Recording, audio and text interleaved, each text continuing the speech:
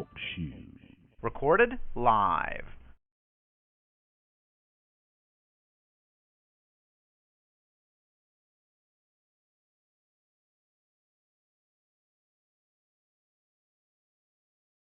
The way you talk is frightening quite a lot of people. And I want to know, are you going to minimize your way of approach? Because not everybody's a revolutionary. And the fear is keeping people away from coming together as they should. Now, what can you do about that? There's nothing I can do about that. Because it's my firm belief that somebody has to be there. Everybody can't be Billy Mouth. Everybody can't tiptoe through the tulips. Everybody can't play politics. Everybody can't compromise. Somebody has to be strong. I wouldn't have to be as strong as I am if I saw some others being strong like that. I could tone down, but I'm feeling such desperation to get the message out, to try to plant the seed in those who are strong enough that the walls of their mind can hold that revolutionary life. It closes doors in my face. It cuts back on money that can go in my pocket. It drives some women away from me. But I keep on pushing because somebody has to hold the line. And I'm going to hold the line.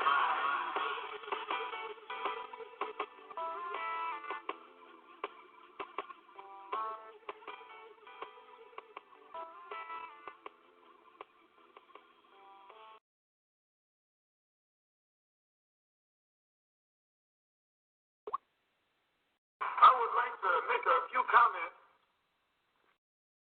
concerning the difference between the Black Revolution and the Negro Revolution. There's a difference. Are they both the same? And if they're not, what is the difference? What is the difference between a Black Revolution and a Negro Revolution? What is a revolution? Sometimes I'm inclined to believe that many of our people are using this word revolution loosely, without taking careful consideration what this word actually means and what its historic characteristics are. When you study the historic nature of revolution, the motive of a revolution, the objective of a revolution, and the result of a revolution, and the methods used in a revolution, may change words, may devise another program, may change your goal, and you may change your mind. Look at the American Revolution in 1776. That revolution was for what? For land. How was it carried? Why did they want land? Independence. How was it carried out? Bloodshed. Number one, it was based on land. The basis of independence. And the only way they could get it was bloodshed. The French Revolution. What was it based on? The landless against the landlord. What was it for? Land. How did they get it? Bloodshed. Was no love lost. Was no compromise. Was no negotiation. I'm telling you, you don't know what a revolution is. Because when you find out what it is, you'll get back in the alley. You'll get out of the way.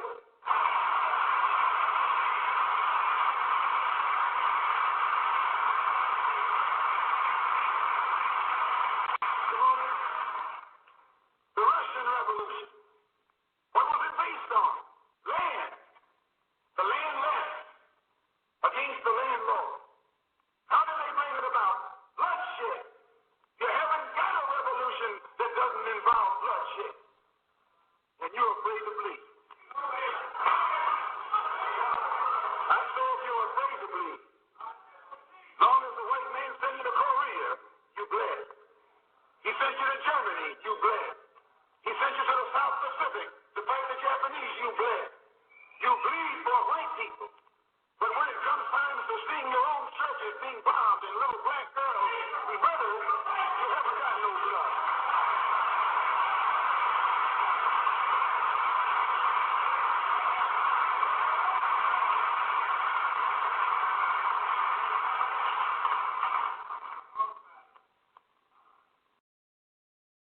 when the white man says please.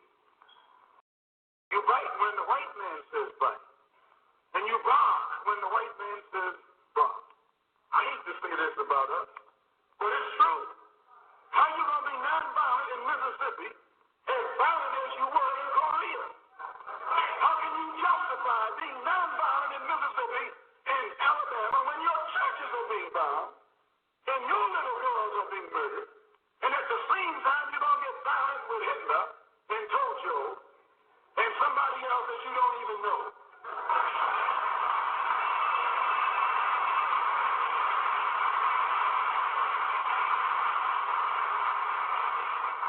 If violence is wrong in America, violence is wrong abroad. If it's wrong to be violent, defending black women and black children and black babies and black men, then it's wrong for America to draft us and make us violent abroad in defense of her.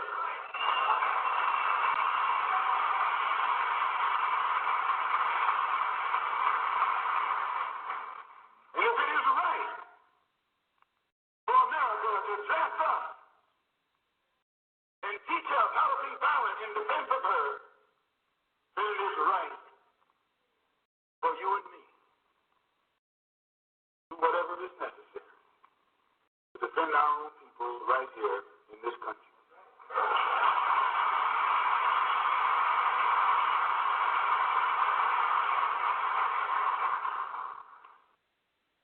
World is in trouble. Anytime Ujima come, back the boy get up and run. And gunshot me head back. You tell him don't go.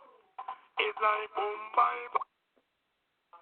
Brother asked last night what made me do it. I think I was probably at a business game, and I was amazed by the number of us that stood up to their flag. And we all know that that flag has never represented us or our freedom.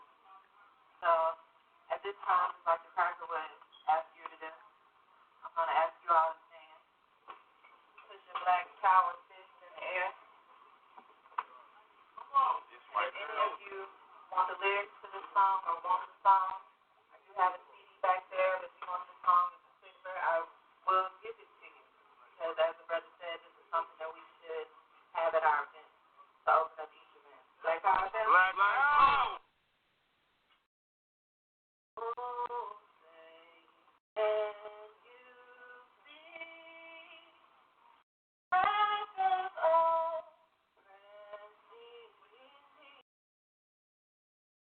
I thank you for their lives and let my people divide.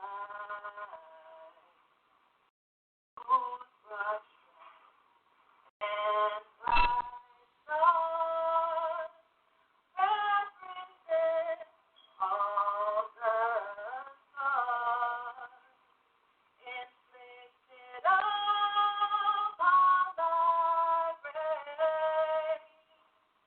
A great people this day. Now the time has come for the revolution as we breathe through the night and take hold of their lives. Oh, Satan, that red flag, green, African flag wave. Black power. Down their land of the free, forever RBG. Black power.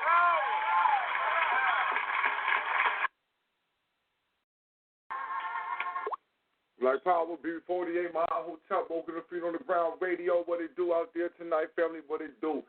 Thinktank Thursday, come to get it on. Then we're going to do a little bit of reading. And, you know, the mic is open, man. We're going to definitely rock all night. You know, it's always the community call over here.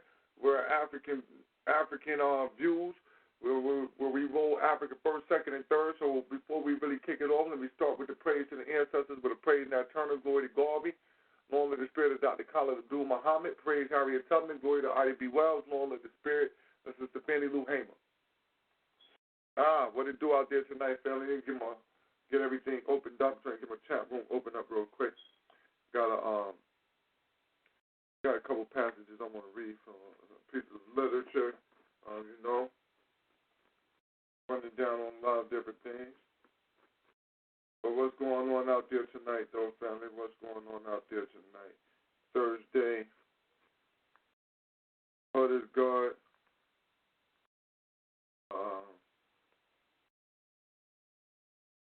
Motivated.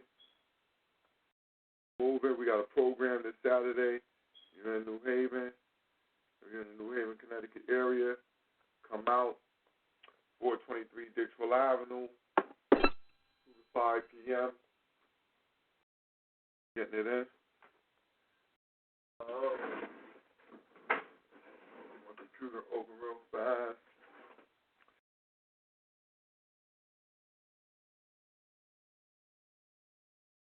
How we do here. Hit a couple clips off for the elders.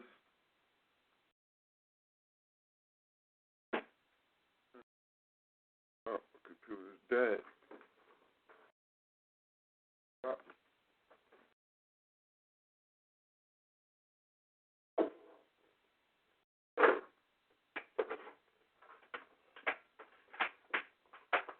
me get this together real quick, family. Let me get this together real quick. One second.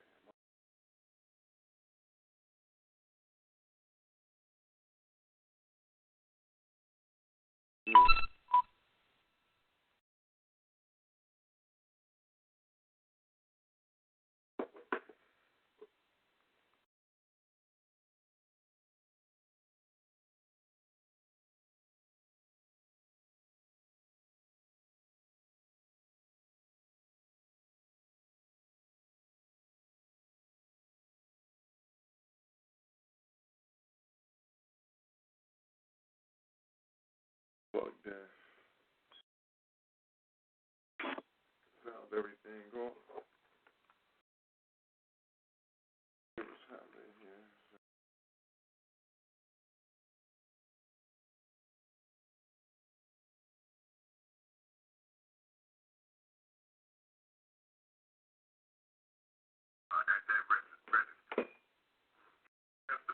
Somebody hold up. Every sound that you hear, other than God's sound, which is a bird or maybe somebody screaming or something like that. Part itself, family. I was part itself.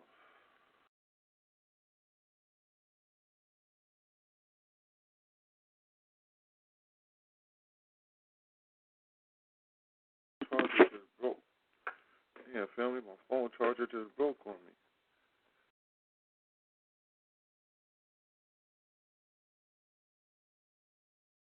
Oh, man. What the hell am I going to do now?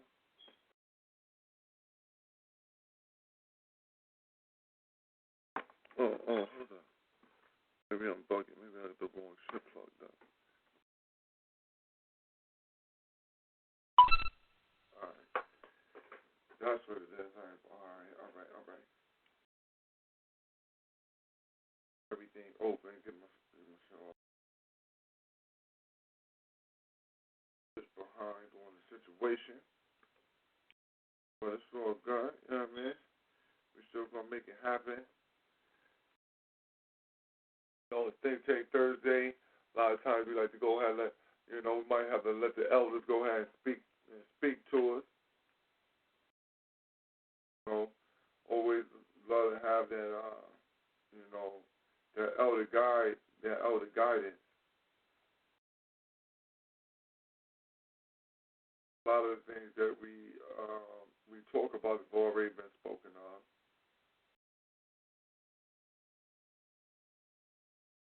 Rocking on, let me see here.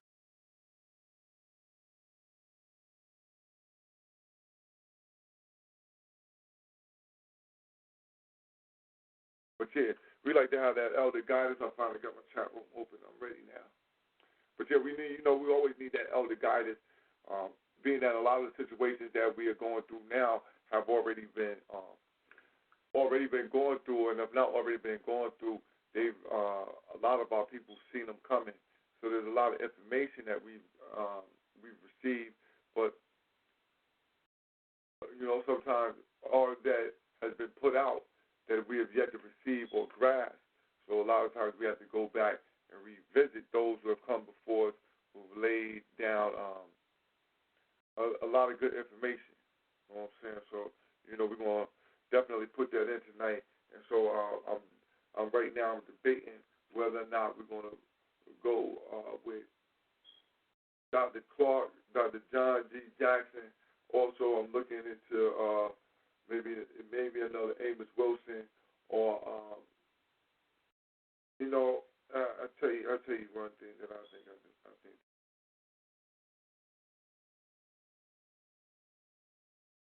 this is who I want to roll with today. I want to roll with Automatics today.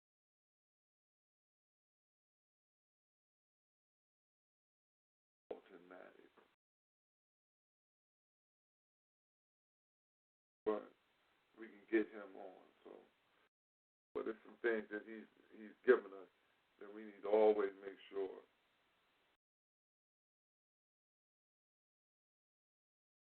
looking into and reinterpreting.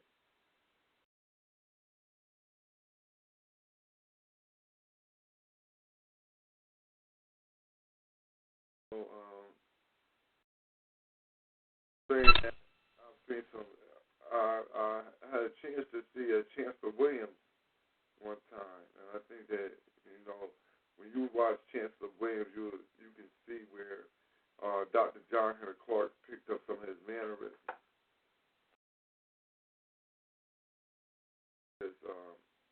listen to him, his inflections, and one of the things that Chancellor Williams started to go blind like Dr. John Henry Clark. What I'm gonna do is all right. I got this lecture with Dr. John Henry Clark, Chancellor Williams, and Edward Scobie. I think that'll be excellent for us. It's Destruction of African Civilization, Part 1. But I definitely think that the family, we're gonna get it in, put Part 1 on. We'll move through it as best as possible, and we'll see where it goes from there. But Part 1 is a 2-hour clip.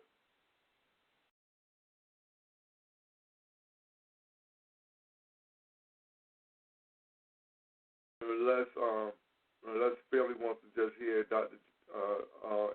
unless family wants to just hear Chancellor Williams break down the destruction of black civilization his own self. Right now, I'm gonna go with the Edward Scobie.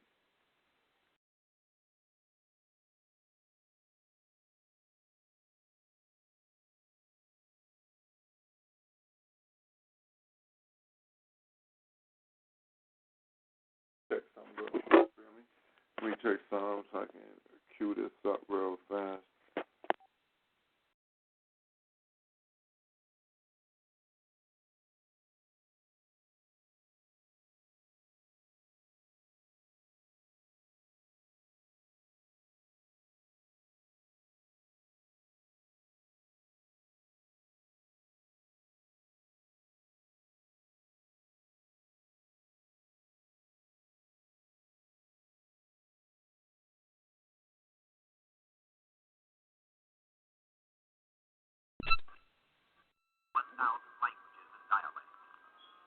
Hold on, family. To the south, perhaps the greatest, at least one of the greatest, was the empire of Muhammad Tapa.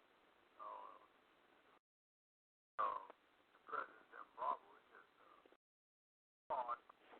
Now, family, I don't know who's on the line right now, but if somebody who's on the line who can hear me, could you hear that audio, or should I or should I have to turn that audio up? Yeah. What's up, bro? Brother Born? Brother Griffith. It was a little low. On my line, it sounded a little bit low. Right. That's Dr. Chancellor Williams. I know a lot of people probably ain't never heard Dr. Chancellor Williams drop jewels and in like an interview form. I heard him on Tony Brown's Journal. Yeah. Like that was. Yeah,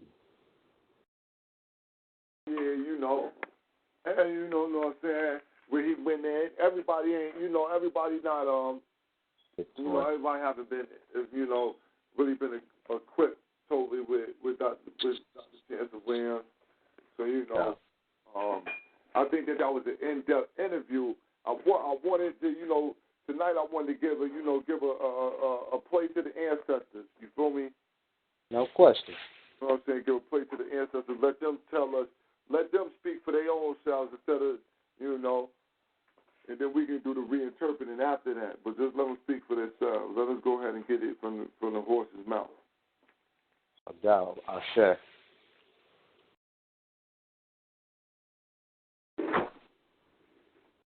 I'm going right now. Set this up. Set this up right for the people real quick. Get everything. I gotta redo the audio. Y'all, listen. In the meantime, between time though, before I get that on though, Brother Griff, did you happen to see the Africa Bambaataa interview on Fox News? Oh, nah, I ain't even peeped it out. I kind of didn't. Yeah, he went on and did a Fox News interview. Some shiesty.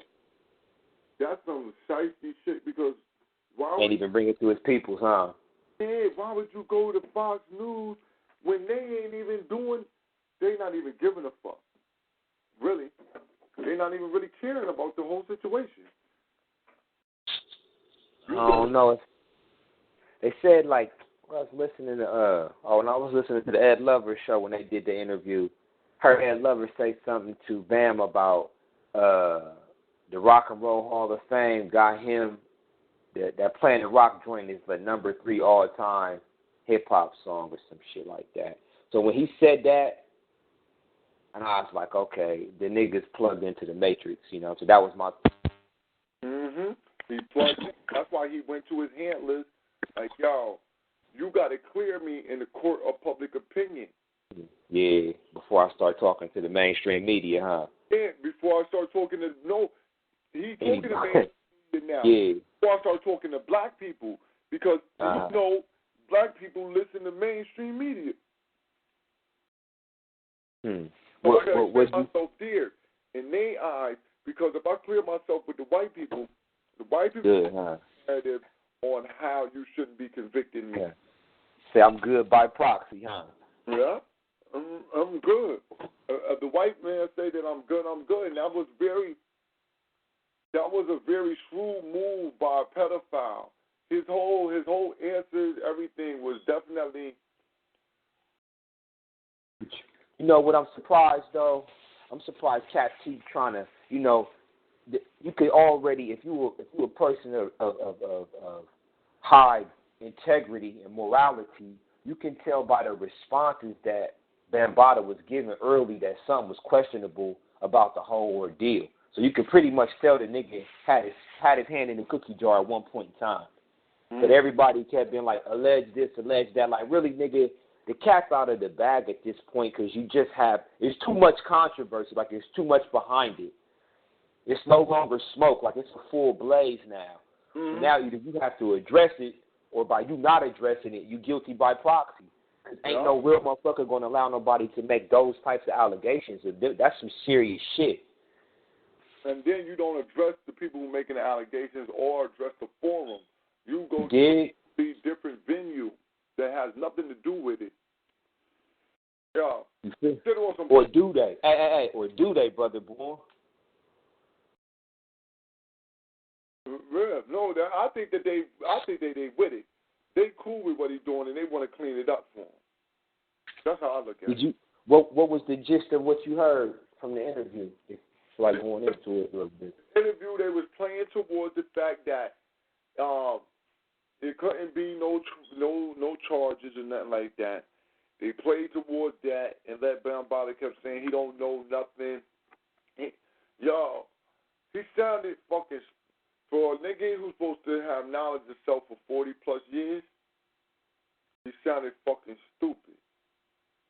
Sounded like a guilty man trying to make sense out of some faggotry that he was caught up in there. The answer that he given sounded so, I was like, yo, what the fuck? Like, yo, you smarter than that, nigga. Even, like, or you should be, but you feel me? Smarter than that. Why the fuck would you, if you were even trying to say that it's some type of conspiracy, you know what I mean? They like, yo, so why were they doing this? I don't know. He throws it out there as a conspiracy. But then he's like, he's just, hey. Let's pull it up. Google that shit, YouTube. I'm going to pull it up. Break Silence, Fox News. You'll see it. It was on yesterday. You know what I'm saying? It's just some that madness. We're going to get into some good shit. No doubt. Yeah, we're going to get into some good shit, you know what I mean? We're going to let the elders do what they do, you know what I'm saying? We a lot of people bypassing what the elders say, but we're going to bring that spirit back. So tonight what we're going to do is we're going to let Dr. Chancellor Williams, the author of The Destruction of Black Civilization, we're going to allow him to speak for himself. And this is an interview on the Tony Brown Journal. So family, sit back, relax. Just going, get your pen and pad out, though. Do have your pen and pad ready because he's going to fly through a ton of information. It's going to be a nice ride, Thank y'all for riding with us. And so, let me get everything right here. Get the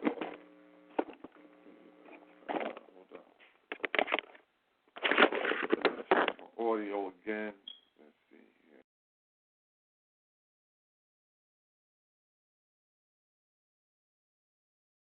Once a much larger empire, and then of course those empires of Mali and of Ghana, ancient Ghana, and it was Shanghai, and it was a Marseille.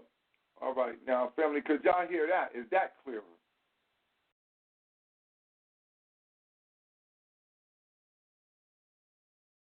Like power.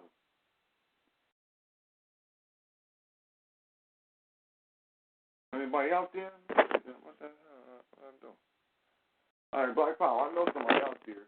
I just ain't going to go to there and start calling y'all out because I've seen y'all out there. Now, I just need to know, is the audio loud enough and clear? That's all. You know what? Let me look in my chat room.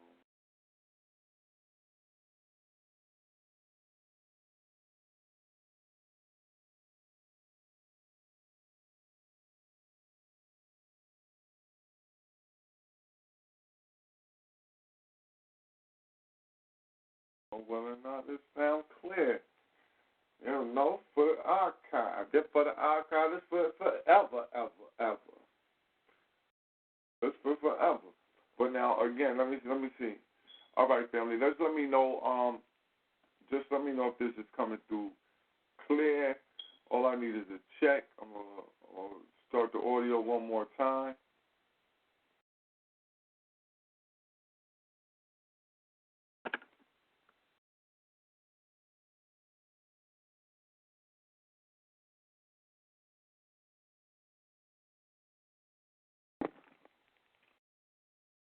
Cannibals.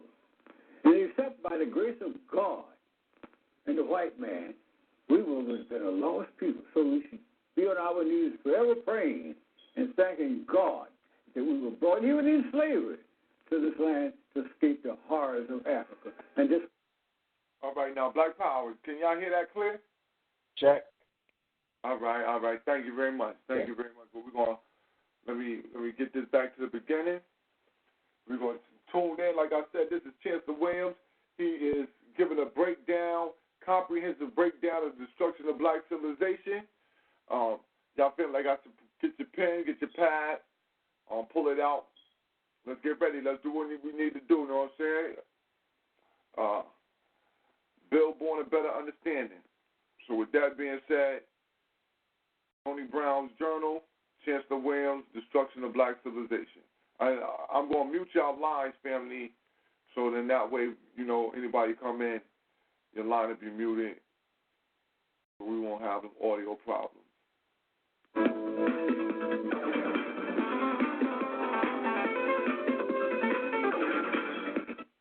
Say blacks hate blacks. It's not just a myth. Why is it we do not have the same respect for members of our race as we do for some other race, especially the white race? That we were told, quite to the contrary, that we were from a land of savages, of cannibals, and except by the grace of God and the white man, we will have been a lost people. So we should be on our knees forever praying and thanking God that we were brought, even in slavery, to this land to escape the horrors of Africa. And this was brought in and drilled into us generation after generation.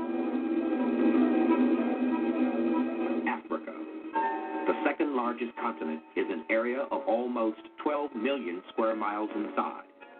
It is comprised of 50 independent countries and populated by over 537 million people who speak over 1,000 languages and dialects.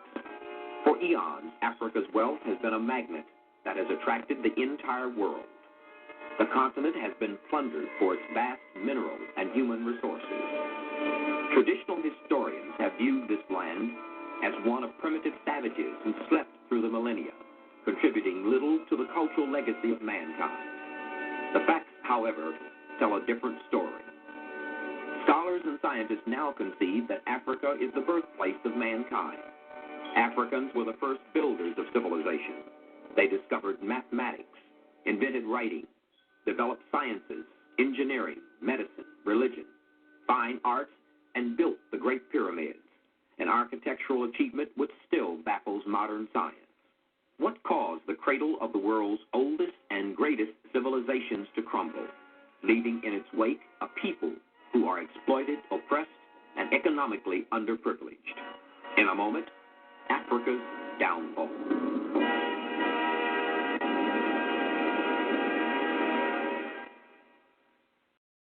Tony Brown's Journal is brought to you by Pepsi-Cola Company and your local Pepsi bottlers. Dr. Williams, it's an honor being able to meet with you and to talk with you. You have written what many of us consider to be the definitive work about the culture of Africans throughout the world, and you approach it from the standpoint of the destruction of that civilization. Why did you choose the aspect of destruction rather than some other point of view? The aspect of destruction was emphasized for the reason that it was quite clear that the black people in America seemed to be generally unaware that they had a history, that they were told that they had achieved nothing. They were told... This man says the true facts are to be found in a more thorough and honest look at history. After Dr. Chancellor Williams, a native of Bennettsville, South Carolina, received his doctorate in history and sociology, he studied psychology, anthropology, archaeology, and economics. He also taught Arabic history and worked as a professor of history at Howard University for 29 years. He won an award from the Black Academy of Arts and Letters and was the first recipient of the 21st Century Foundation's Clarence L. Holt Prize for Excellence in Literature. Now, of course, the record was there to show that much of Western civilization was built upon the foundation of the land where civilization itself had begun, and this was in Africa. Therefore, the focus had to be on Africa to see to what extent the recent revelation with the turn of the century, at the turn of the century, that Africa was the cradle of civilization. To what extent could this be actually verified? And so my work was directed in the uncovering much of what had been lost, much of what had been disguised, much of what had been stolen, refurbished, reworked, and presented to Western civilization as the work bought from Africa but presented to Western civilization as the creation of Western man. Dr. Chancellor Williams spent 16 years writing his book, and although a piece of extraordinary research, he considered it a greater miracle that he was able to get it published. Plagued by a chronic lack of funds and turned down by his academic associates and all other sources, Dr. Williams mortgaged his home. Then another obstacle arose. Due to his rapidly failing eyesight, he was forced to abandon his earlier plans for an expanded 3-volume work and had to settle for a condensed version of his research into a single volume, the book we now know as The Destruction of Black Civilization, Great Issues of a Race from 4500 BC to 2000 AD. What did you find out about ancient African civilizations? Well, to begin with, I found out that ancient African civilization was, first of all, the beginning of civilization. I found out that there could be no record found anywhere that antedates the advanced civilization of Africa. And this was the finding of European and other scholars. And they were now gradually admitting it. And when the evidence became overwhelming, the question arose, could Africans have achieved all this? Could Africans have achieved this remarkable work in architecture that could be traced back for thousands of years before Christ, before Western civilization had even started, done this? Could Africa on itself, family? I had to mess up my computer real quick. It'll be right back. We'll be right back to the grindstone. Just 1 second. 1 second. Some of my stuff is plugged up. It wasn't plugged up, and it just down on me.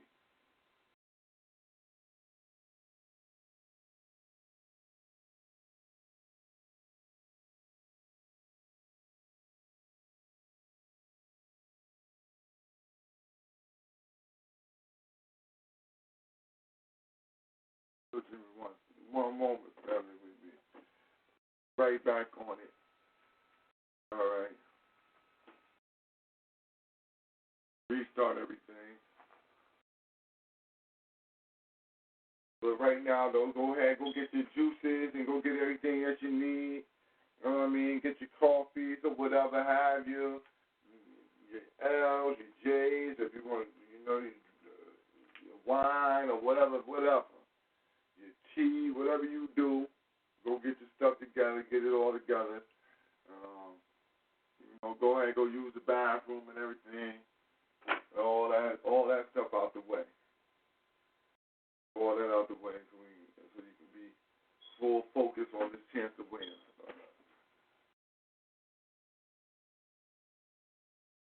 I'll make sure they get back on as soon as things start popping back right.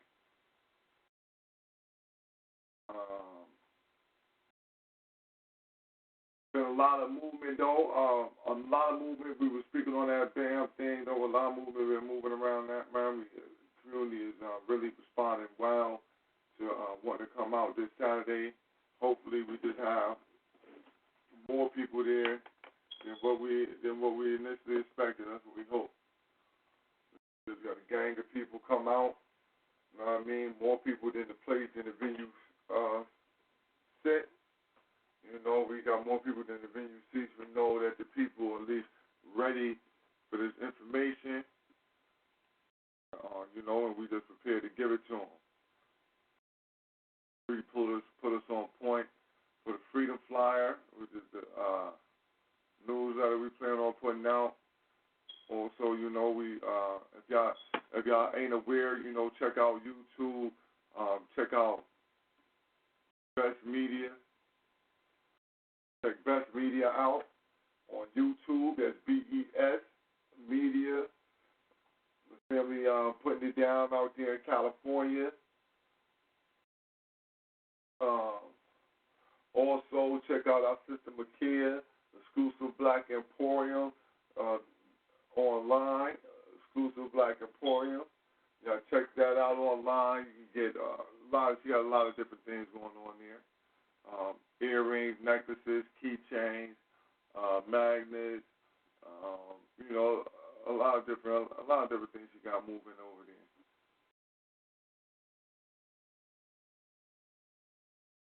Which is always good.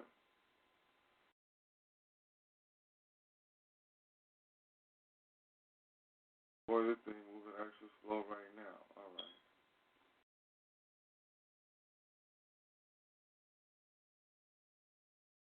Trying to get everything right now. The Chancellor Williams back open. Here we go. All right, family, we back on it. As he's pulling up, it's loading right now. We back on it.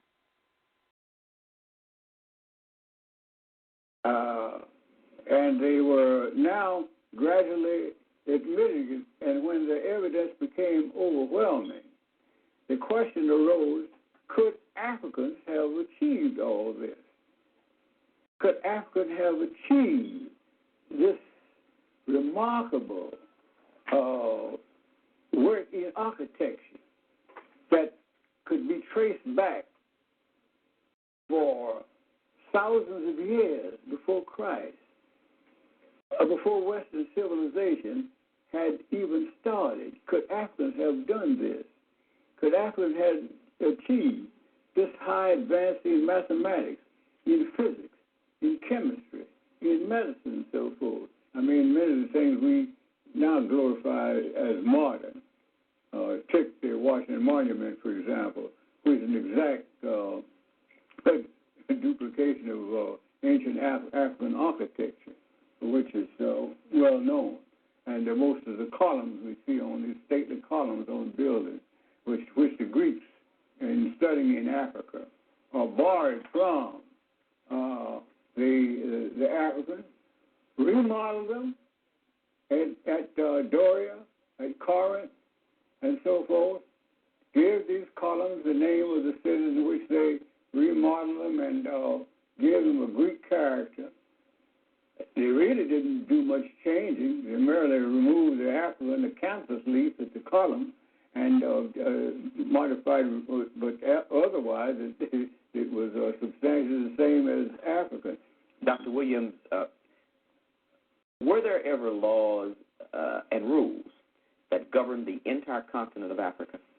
There were laws and rules that governed the entire continent in the same sense that you have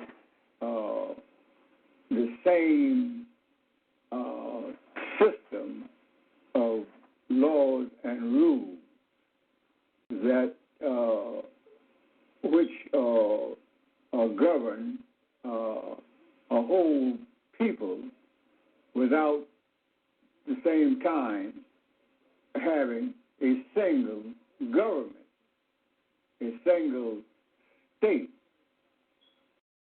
spreading over a whole continent, the second largest in the world. In other words, I'm saying that while Africa, in contradistinction to being a country, was the second largest continent on earth, and while the African people at one time in history occupied the whole continent, and while they were one people in their general culture, in their general religion,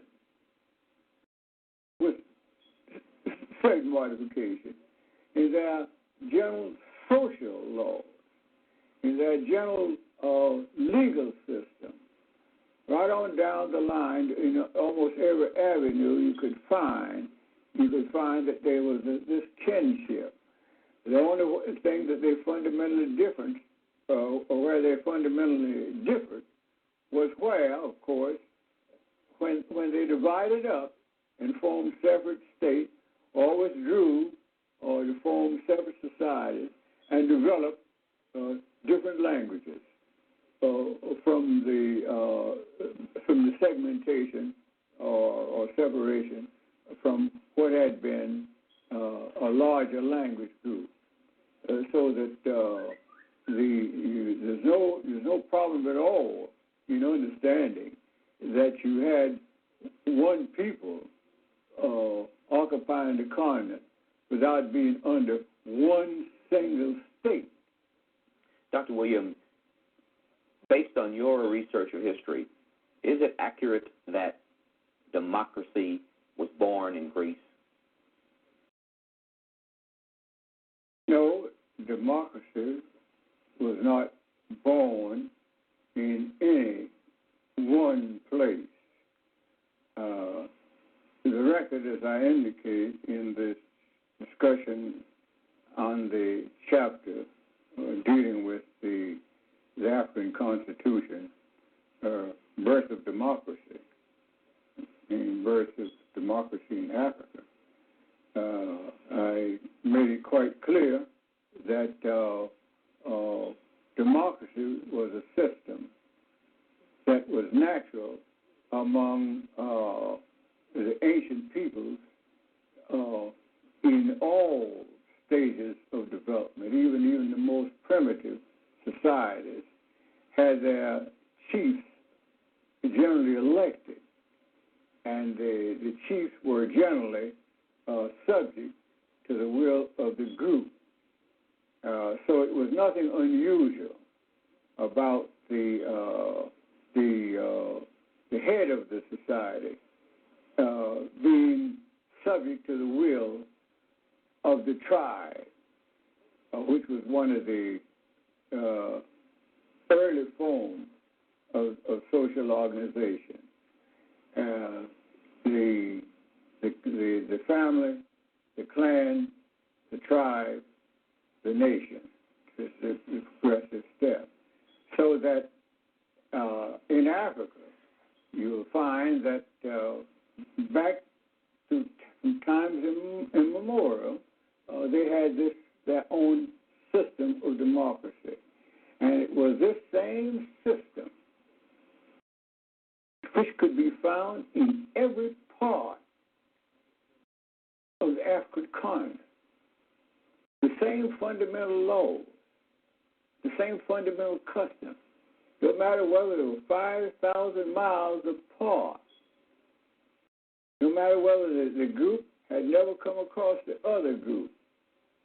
They had the same system. That's why we know that we were dealing with substantially one people. So that democracy then was so long, so many thousands of years before Greece, that the mention of Greece in connection with where democracy began could only bring smiles to the face of any scholar who has really studied world history. What were some of the specific African cultures, civilizations? These civilizations, I refer to them, of course, generally as the great kingdoms and the great the empires that existed all over the continent of Africa. To the south, perhaps the greatest, at least one of the greatest, was the empire of Monomotapa, of which the present Zimbabwe is a part of what was once a much larger empire. And then, of course, those empires of Mali and of Ghana, ancient Ghana, and of Songhai, and of the Mossi states, and so on. Yet many of these countries had started in a period long before Christ was born.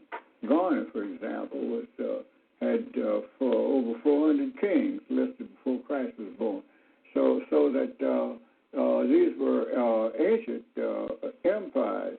The most important thing here, though, to note about these empires and our last name is that all the people in America, all the blacks or Africans in America, came from this area of great nations, of a great educational system, where the greatest university of the time in which these slaves were being brought to America still was flourishing in its glory. That is, of course, the University of Sankor.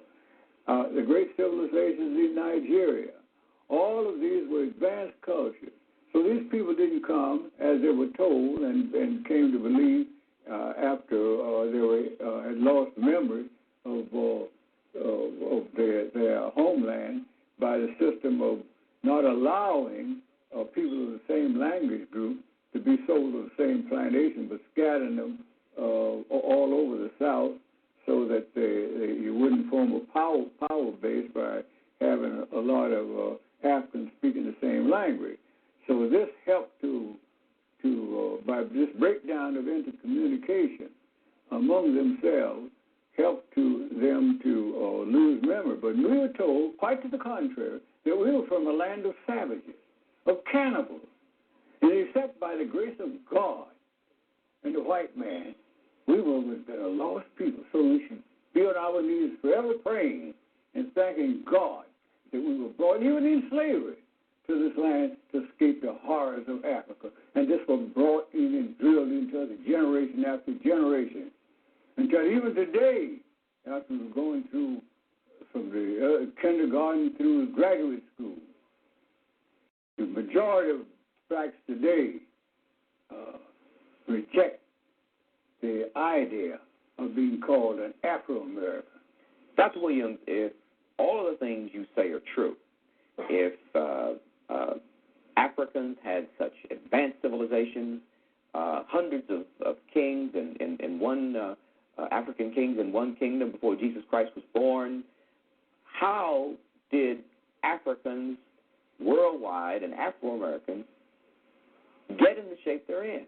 How did these great kingdoms, this great civilization, fall to civilizations that didn't come along until thousands of years after theirs were already established? Well, it wasn't done overnight. Their great empires were built through their industry, through their enterprising, through their industry in so many fields, as the whole societies, as I point out in the book, in practically all of them, were organized even larger. This is where the organization of workers, but they regard themselves as craftsmen. And each working group, whether it's building boats, or whether they were stone masons or brick masons, or whether they were carpenters or whatnot, each craft was organized into a lodge. In fact, the educational system was similarly organized on a basis of three levels. And so you had a society that went in for production. The people who were specialized in growing rice or cotton or peppers or what have you did so not as Africans do today. Africans hardly get Africans generally today to go beyond the subsistence level. Just enough for themselves. Those are scared to produce a surplus for export and to sell to areas which do not produce the same things which they produce, and buy from the other people the things which the other people produce and which they don't have, which is trade, which is progress, which is the basis of wealth worldwide. See what they're talking about, Reaganism, that sort of stuff. There isn't anything new. That we were doing that tens of thousands of years ago, a system of life. So they had regular trading posts, establishing different villages in other countries. They had trading routes. They crossed the Sahara into other lands. with merchandise, camels loaded with merchandise of spices, whatever the people produced. They were an industrious people.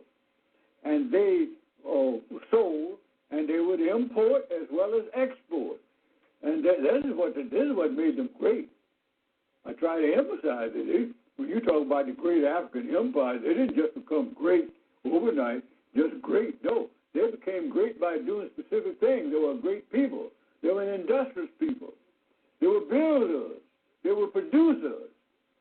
The whole nation was fired to produce, and they were rewarded for their work. And so they built cities and so forth and so forth. And so this is why you had this great system of nations building becoming so mighty. Now, why did they fall? They fell when this began to decline internally, and when the external forces, over centuries of effort, finally gained the day. These nations had strict laws barring foreigners from coming to the interior. They're the same system of gradually settling around the borders, that is, foreign traders, and supposed to be traders, but most of them were geographers and others representing foreign, would establish little trading posts, just ask for permission to establish trading posts on the border. We don't want to come in. We don't come in because we just want to do business with you. We want to sell you what we have. We want to buy some of what you have. Well, the Africans are great traders, always great traders. So that was one of the weaknesses. They allowed them to settle around the borders, for one thing. The second thing that happened, and this went on, as I point out in the destruction, for several thousand years before the certain countries were finally taken. And when they were taken, like Egypt, look how many times Egypt was taken and retaken. You say blacks gave up Egypt. Are you saying the Egyptians were black? Of course the Egyptians were black. The name comes from the name itself as an origin in the name of a black king. So that it became, the Egyptians were black until it became otherwise. They're not black today, and they're just like those who occupy the northern part of the Sudan are not black today. They are partly Arab, mostly Arab, and some of them are mixed. The Afro-Arabs, you might call them. You spend quite a bit of time in your book describing the ancient civilization of Ethiopia. What is it you find important about that civilization? Well, the ancient civilization of Ethiopia was the civilization of what we're now talking about when we talk about that whole stretch of land from the Mediterranean to the source of the Nile, which was ancient Ethiopia. So Egypt was nothing but what we call Egypt now, which was Chem before the name was changed, was nothing but the northern province of the Ethiopian Empire. You have a chapter here, Ethiopia's oldest daughter, Egypt. And I'd like to read you a statement you made and get you to comment on it. You say, the melting pot of the races began around the northern perimeter. The end result was always the same. The blacks were pushed to the bottom of the social, economical, and political ladder whenever and wherever the Asians and their mulatto offsprings gained control. Why is that? Why with this advanced African civilization, when they interfaced with members of other groups, why did the members of that civilization always end up on the bottom of the ladder? We have always been, as I repeatedly point out, the race of brotherhood seekers. We have been the one who forever have carried on the drive for brotherhood with other people. never sought brotherhood with us, never, except for expedience, where they saw an opportunity to play the role of big brother for a while they gain effective control. Now, they're cunning, you see. They study us, and they know this. They have certain basic advantages. They can easily win our confidence, first of all, because Africa, the whole continent of Africa, was known as the land of the religious people. We didn't start all this religion in America, being more religious than the whites. No, this is an African characteristic. We were known from ancient times as the land of the spiritual people, the land of the gods, because we were so religious. The blameless people, homeless road. We were so religious. So this must be kept in mind in this general appraisal. How significant was the oral historian in the reconstruction of African history? Well, the oral historian is indispensable if you're going to make a comparative study of history, in which you're going to compare what had been written, and since it's always written by foreigners, with what the Africans themselves had written, and the records of their mind, and the records of their mind turned out to be as accurate and as unerring in many respects as what is written in books.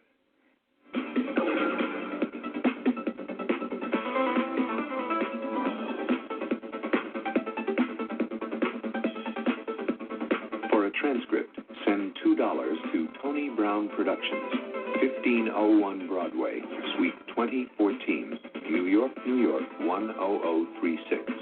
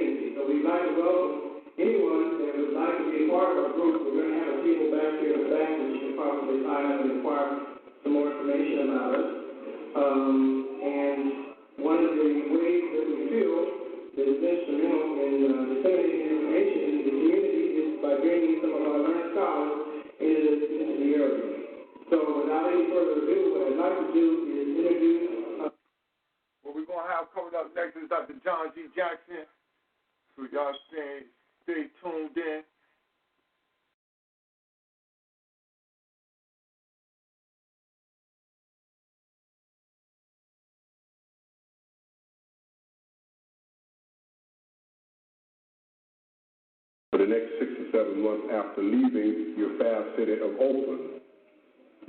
And the title of the book will be On the History of the World, which you might know, if I may indulge upon your intelligence. The book, History of the World, as has been written all before, has never included Africa. And if you recall, John Henry Clark, Brother Jackson, and others, Queen Mother Moore, and several persons of the African community tried to argue with UNESCO of the United Nations to try and put Africa into history books. But somehow the brothers' intelligence rose to the surface and to the occasion to say, why argue with someone if we know what we're doing and they know not what they're doing? We will commence to do just that. So the brother has commenced to do that, and I hope we will all give recognition and acknowledgement to such if this is be the case. So it's many, many experiences Brother Jackson and I have undergone, and we have enjoyed together. He's a very hard brother, but since he's from Arkansas, South Carolina, the Postate State, and I'm from Red Stick, Louisiana, the Bayou Country, I seem to sort of excel a little bit, maybe by age alone. But before I sit, Brother Ben Yosef Yochanan and John Henry Clark gave me an assignment, say, James, take care of John. So James and John, the sons of Zebedee, the disciples, I'm one of them, and he's the other one. And I just found out something about him. He's been a knighted bishop. I didn't know anything about that. So at any rate, without further ado and enjoying all of the accolades that you have laid before me, I'm going to bring up the elder, and I will let him go from there. Brother John D. Jackson.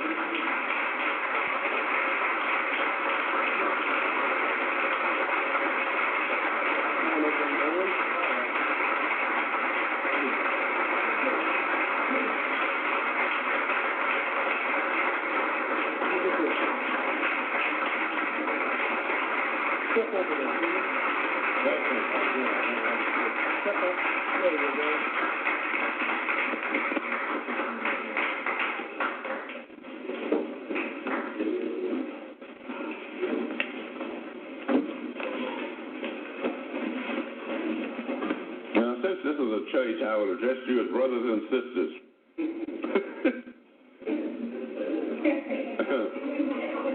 Now, I've got a lot of notes here, but I want to make just a short talk and let you people ask me some questions. I probably won't have answers to most of them, but if I know the answer, I'll give it to you. If I don't, I'll tell you that I don't know. But Cage brought up some of my misconduct in the past. In New York about 50 years ago, I was writing articles for a magazine called The Truth Seeker, and I was lecturing for an organization known as the Ingersoll Forum, named after a great American statesman, Colonel Robert G. Ingersoll. And the editor of The Truth Seeker was also the chairman of the Ingersoll Forum, a man named Charles Smith from Arkansas. So Smith says, Jackson, would you like to be a bishop? I said, don't joke. He says, well, there's a new church out, and I think it's out in Denver, Colorado. The Supreme Pontiff of the Liberal Church of America will appoint anybody a bishop. They'll send him in a donation of $1. So I thought the whole thing was a joke. So I handed Charlie Smith $1. I said, okay, send in my application. And lo and behold, I got a document stating that I had been appointed a bishop of the Liberal Church of America and that I could get liquid spirits at half price, travel at reduced fares on railroad trains, and perform marriage ceremonies. Well, I considered the whole thing a joke, and I said to Charlie Smith, where will I be bishop? He said, well, you live in Harlem, you'll be the bishop of Harlem. So, of course, I treated it as a joke, but I lectured at places like the YMCA and the Unitarian Church, and the joke caught on, and the people were introducing me as Bishop Jackson. Now, back in 1938, I wrote a little pamphlet called Christianity Before Christ. And last year, I had rewritten this stuff and got it into a book, and now it's a book on Christianity Before Christ. The right title for that book should have been The African Origin of Christianity. But I realized that if I gave it that title, perhaps very few people would buy the book, because a sad feature about black people today is that most of them are almost totally illiterate. They can't read anything anymore. Television have robbed them of what little literacy they had. So if I just called it Christianity Before Christ, in hopes that a few white intellectuals would read it. And it worked out all right. The book came out late in 1985. It's been out just a little over a year now, and I think the publisher sold over 1,000 copies, so that's not bad for a serious book. When I was teaching at City University of New York, I was using two of my books as textbooks, Introduction to African Civilizations and Man, God, and Civilization. So one of my students came and said, Professor Jackson, is there any money in writing? I said, why do you ask that question? He said, well, I figured if there was any money in writing, I would become a writer. I said, wait a minute, young man. I said, you were talking through it. I said, if you had a hat on, I'd say you were talking through it. I said, if you have musical ability, you become a musician. If you have scholarly ability, you become a professor. If you have medical ability, you become a doctor. If you have legal ability, you become a lawyer. I said, now if you can write, you can become a writer. I said, but knowing you only slightly, I have an idea that you couldn't write anything that anybody would want to read.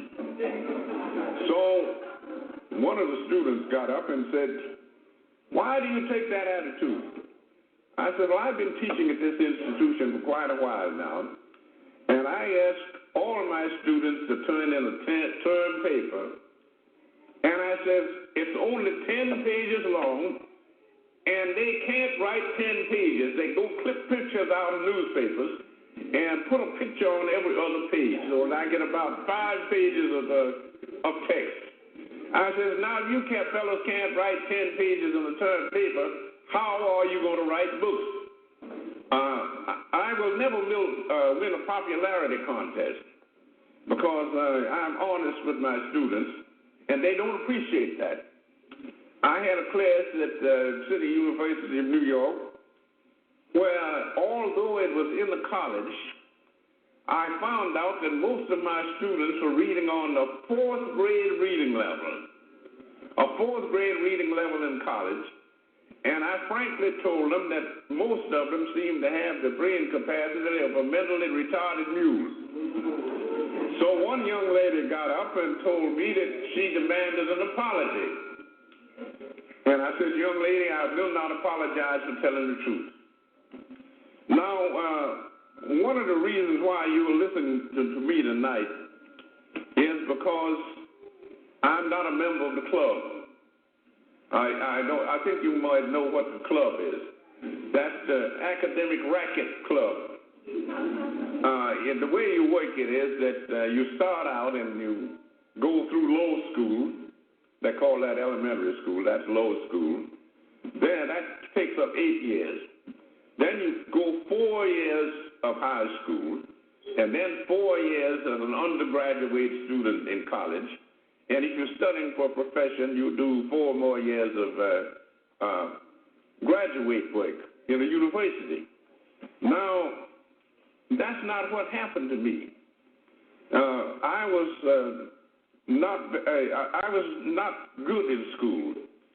I was a student in a little school down in Aiken, South Carolina, called the Schofield School, established in 1868 by Martha Schofield, old maid school mom from Quaker from Pennsylvania. And I went to the Schofield School, and it was a good school. I mean, it was the best school in the state in Aiken, South Carolina, that colored people could go to. I don't know how good the white school was, but they gave them more money, so it might have been a little better. But I went to the Schofield School for several years, and I was a student there from during the First World War. I remember that I was a student in the Schofield School back during the years of 1915, 1916, 1917. This was the European War, and President Thomas Woodrow Wilson decided that the United States should go over to Europe and save democracy. Wilson said he was going to make the world safe for democracy. Wilson was born in Virginia, and he couldn't even make Virginia safe for democracy, but he was going to make the world safe for democracy. So he got into the war. But at any rate, I would be sitting in class, and since I was a fast reader, whatever the assignment was, I always read it way in advance, and I knew what was going to be covered. And therefore, while the teacher was telling the other students what the message was, I already had it. And I sat in the back of the class and read the newspapers about how the Germans and French were slaughtering up each other wholesale on the Western Front in France. And some of the students went home and told their parents that they had to sit there and listen to the teacher, and this little Jackson boy was sitting in the back of the room reading newspapers. So the teacher went to the principal and told him what the complaint was. So the principal says, Miss So-and-so, does this Jackson boy answer the right, when you ask him a question, does he give you the right answer? She said, yes, he jumps up and gives me the right answer, and then he sits down and starts reading the newspaper again. He said, leave him alone. As long as he's getting the lesson, don't bother him. Oh, well, I found out that I got a bad press down there. I got up to the 7th grade, and my scholastic record was so good until the principal of the school came and said, Johnny, you're such a good scholar until we are going to skip you over the 7th grade and put you into the 8th grade. And I thanked him. A few days later, he comes in and he says, the parents of the children who are not being promoted over the 7th grade and the 8th grade have staged a protest. And they say that we shove you over the 7th grade into the 8th, they're going to pull all their students out of the school. So we'll have to insist on you going through the 7th grade. So I went through the 7th grade and then went into the school and handed in my resignation. I said I should have been finishing the 8th grade, but you wouldn't let me do it, so I quit. So then I went to my father. He says, well, now that I dropped out at the end of the 7th grade, where do I go now?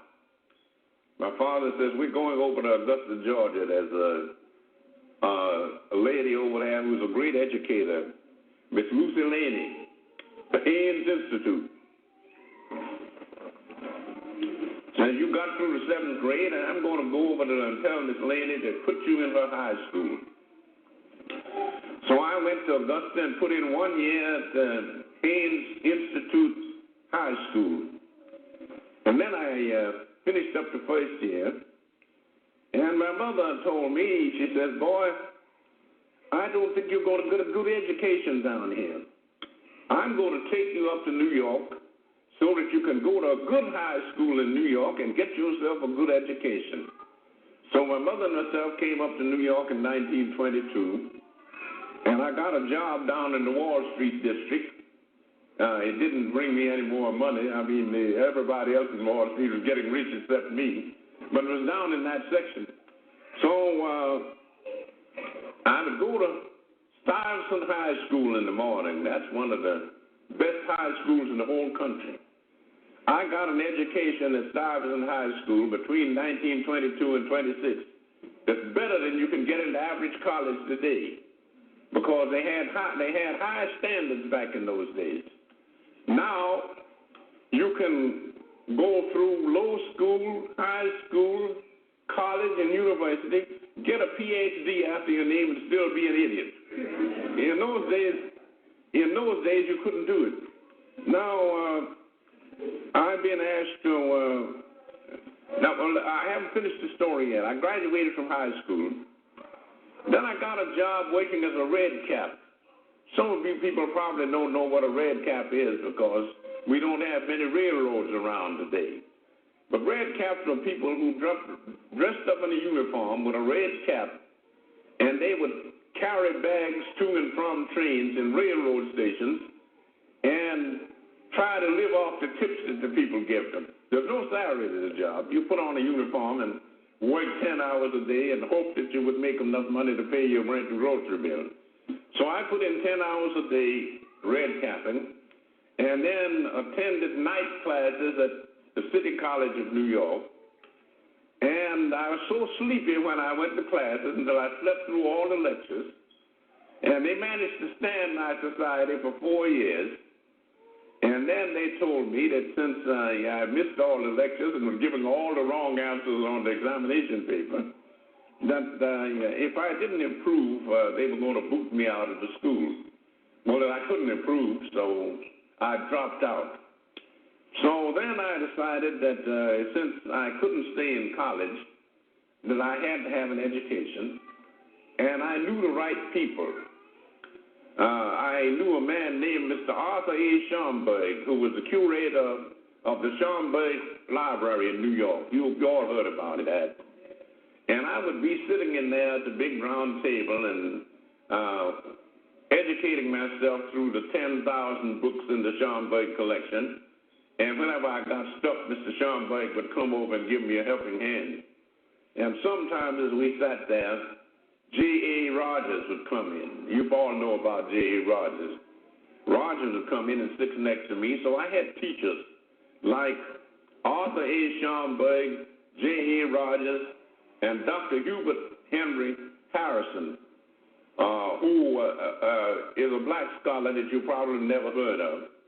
And the only reason you never heard of him was because he was black. If he were a white man, they'd have monuments built to him all over the country. Now, here's what I'm leading up to. When I was a boy down in Aiken, South Carolina, at Sunday school, I was taught that God created the white man as the superior race. And he, after the flood, when Noah was celebrating the end of this great deluge, he got drunk and took off all of his clothes and was doing the striptease. And one of his sons, named Ham, thought that this was really funny, and he started laughing. And God looked down from heaven and said, I will not tolerate this disrespect for parents. So he turned Ham black and shipped him off to Africa, and he doomed Ham and all of his descendants to be hewers of wood and drawers of water for their more fortunate brothers.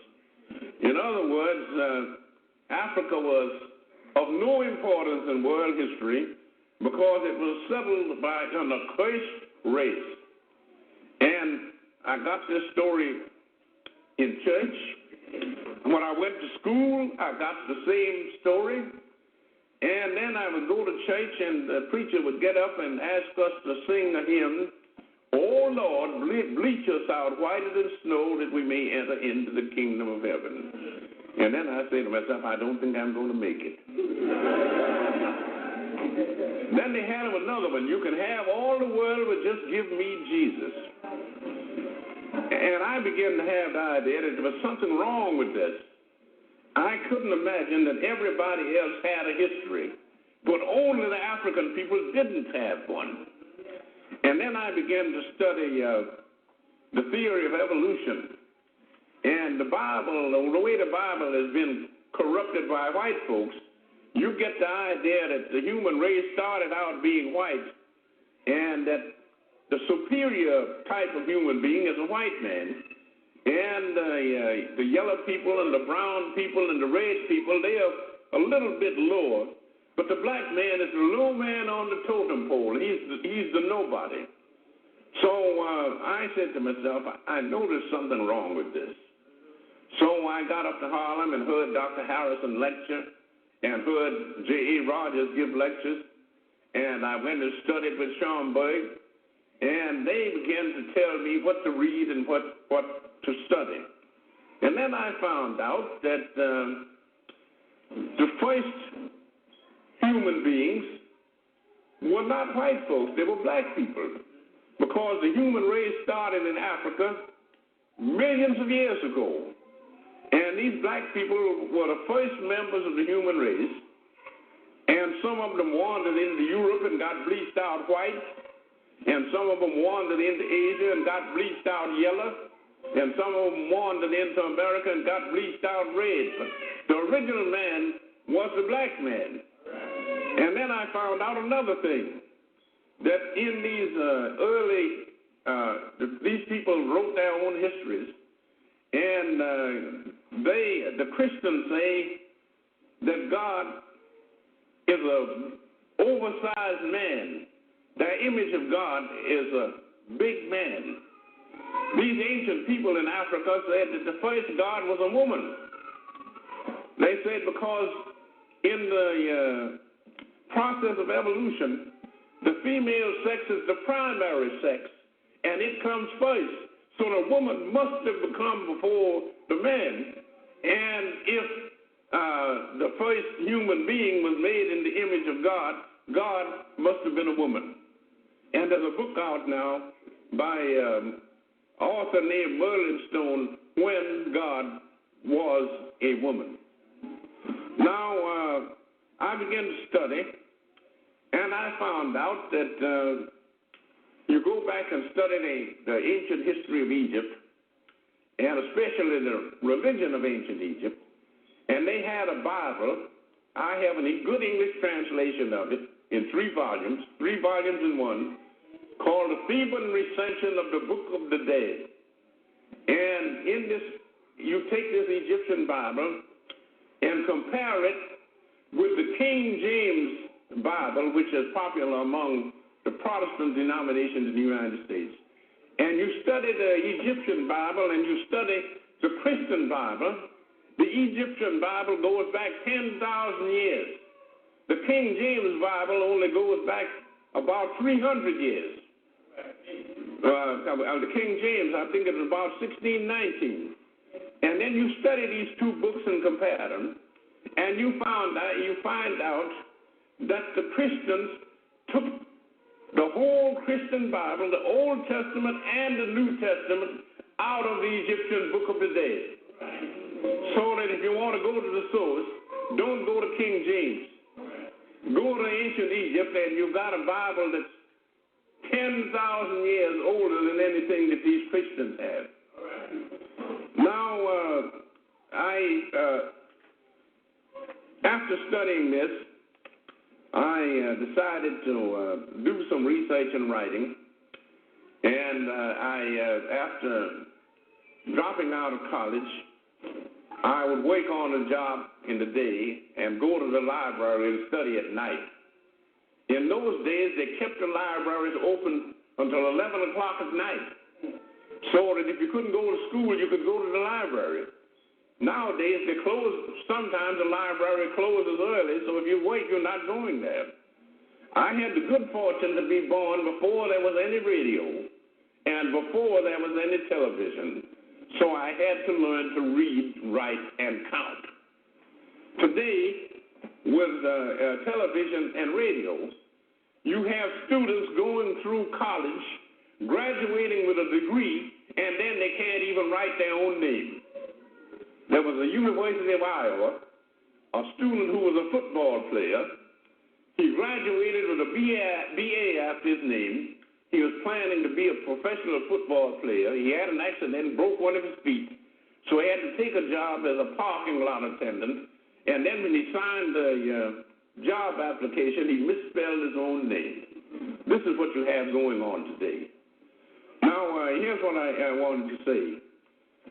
According to the King James Version of the Bible, if you go to a Protestant church, you find a big Bible there, and in the back of it, they have the chronology of Archbishop Usher of the 16th century, an Irish Archbishop of the 16th century, and he tells you how old the world is according to the King James Version of the Bible. And he tells you that God created the earth in the year 4004 BC. And I began to study the history of Africa, particularly the history of Ethiopia and Egypt. And I found out that the Egyptians built the Great Pyramid over 1,000 years before the earth was created.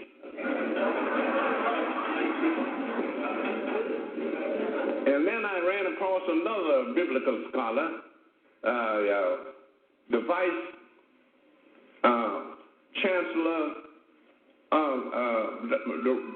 the Reverend Professor Lightfoot, Vice Chancellor of Cambridge University, and he improved on Usher. He says God created the world in the year 4004 BC on September the 22nd. It was either September or October. I don't remember it. At 9 o'clock in the morning. Now, I'm wondering what day of the week was it? And if the world was created on this particular day, on this particular year, at 9 o'clock in the morning, what happened at 8 o'clock? I mean, you have all these unanswerable questions. So then I began to do research, and we were told that this godlike white man, the first civilization in the world was that of the Greeks. These was supposed to be the most intellectual white people that ever lived. And that they created a great civilization and then passed it on to the Romans. And all the great civilizations were created by white folks. Back in 1934, an English historian named Arnold J. Toynbee wrote a study in history, a history of the world in 12 volumes. Don't try, if you find the book in the library, don't try to read it, because one of the hardest books to read is Karl Marx's Capital, and he was an even worse writer than Marx was. That's a record. Toynbee says there have been 21 civilizations in the world. So many were created by the white race, so many by the yellow race, so many by the brown race, so many by the red race. The black race has not created one civilization. None at all. We have done nothing. So I was giving a lecture in New York, and somebody says, well, didn't Toynbee know that Egyptians were black people? I says, Toynbee says they were white people. You see, if you are a racist historian, you don't have any regard for the facts at all. I visited West Africa in 1977, Senegal. Then I went to Kenya, that used to be British East Africa. Then on up to Egypt, to Cairo, and to outside of Cairo to look at the Great Pyramid and the Sphinx, and then took a plane up the Nile River to the ruins of Thebes and walked through the Temple of Ammon at Amun-Ra that was built in 3700 BC, the greatest temple that was ever built in the world. And I saw all these great things. And we know that black people built all these things. And yet Toynbee was supposed to be the greatest historian of his day, a professor at Oxford University. And he tells you that these people were white. And if you listen to these people, you'll get your mind terribly balled up. Down in Kenya, outside of Nairobi, I visited a village of people that called the Maasais. The Maasais are the same racial stock as the ancient Egyptians and the Ethiopians. And while I'm standing there looking the village over, some of these people came up and I was shocked. All the authorities that I had consulted told me that these people were members of the white race. And they were blue-black. In Senegal, where they say the people are Negroes, most of them are sort of medium brown color. None of them were actually black, but they are Negroes.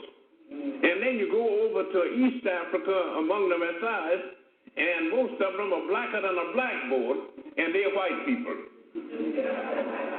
So, I mean, if you're going to get the lowdown on history, you've got to use your own head, not somebody else's. Now, I found out that the Greeks, who were supposed to have been the founders of civilization because they were the first civilized white folks. But the Greeks got their civilization from the Egyptians. And the Egyptians were black people. And the Greeks passed their civilization on to the Romans. And the Romans are a very stupid, dumb bunch of people for the most part. They couldn't retain it. They lost it. They had a dark age in Europe for 500 years. And then another bunch of Africans, the Moors, from North Africa, moved into Spain and started civilization all over again. So instead of Europe civilizing Africa, Africa has civilized Europe 2 times. So that's what you have to keep in mind. And now I want to say something about why it is that I have to be talking to you about African history. The reason I'm talking to you about it is because it's not in the textbooks. And it's not in the textbooks because we don't write textbooks. We have other people write the textbooks, and they put that propaganda in there, and we are supposed to swallow it. Now, we are told that after the Greeks were taken over by the Romans and that civilization decayed, and then the Roman civilization went down after the fall of Rome, and you had a 500-year dark age. We were told that Christianity re-civilized Europe and produced modern civilization. And we know if we read the literature that these white Christians of Europe are the dumbest people that ever lived. They said that the earth was flat like a pancake out in the vastness of space with the sun and the moon and all the stars going around it. The ancient Egyptians in the Pyramid Age 6,000 years ago knew that the world was round. They knew that it went around the sun in 365 and 1/4 days, and their astronomers measured the earth, and they knew what the polar diameter was. They knew what the equatorial diameter was. They measured the circumference of the earth, and they calculated it so accurately until modern astronomers said their error was only 1 yard. In other words, the circumference of the earth is about 25,000 miles, and they calculated it with an error of about this, 1 yard.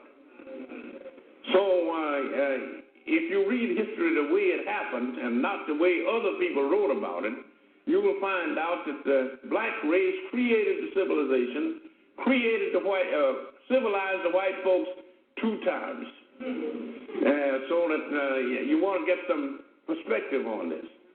And the white folks took the religion of ancient Egypt, of Ethiopian Egypt, and boiled it up completely. Right. They'll tell you that if you get some of this cheap literature like the Jehovah's Witnesses people turn out. I remember seeing one of their quarterlies. God is sitting up on a golden throne in heaven. Blue eyes, blonde hair. Next to him is Jesus Christ, also with blue eyes and blonde hair. On the other side is the Holy Ghost, also white, and a bunch of angels in the background white. And a bunch of people kneeling on the ground worshiping this God, black and white. Underneath his herald with the devil black and all the imps black. So it looks as though since white people are not admitted into the Christian heaven, then we all going to wind up in hell. But I told my students they had nothing to worry about because the only unpleasant thing about hell was the heat. It's too hot down there. But since if you go there, you're going to stay a long time. And if you stay long enough, you get used to the heat. So then it won't bother you anymore. And then I found out that the Africans were dragged into the slave trade because the white folks were too lazy to work and produce the things that they wanted. And they dragged us into slavery, converted us to their particular brand of Christianity. And the African had a much better religion over in Africa. That's what I call Christianity before Christ. He had a much better religion. The Christians tell you that there's a God sitting up on a throne in some place called heaven who created the whole universe, and he created the human race. And they turned out to be such a voiceless bunch of people, and they had to have a flood drown out most of them to give the race a new start. And then this new bunch of people went to pot, and finally had to send his only son down to be crucified to save these people. And that's what they call the Christian scheme of salvation. Now the Africans had a religion which was much better. In ancient Egypt, if you will see a copy of my new book called Christianity Before Christ, and there's a long section in there on the mysteries of Egypt. Those are the religious rites of the ancient Egyptians.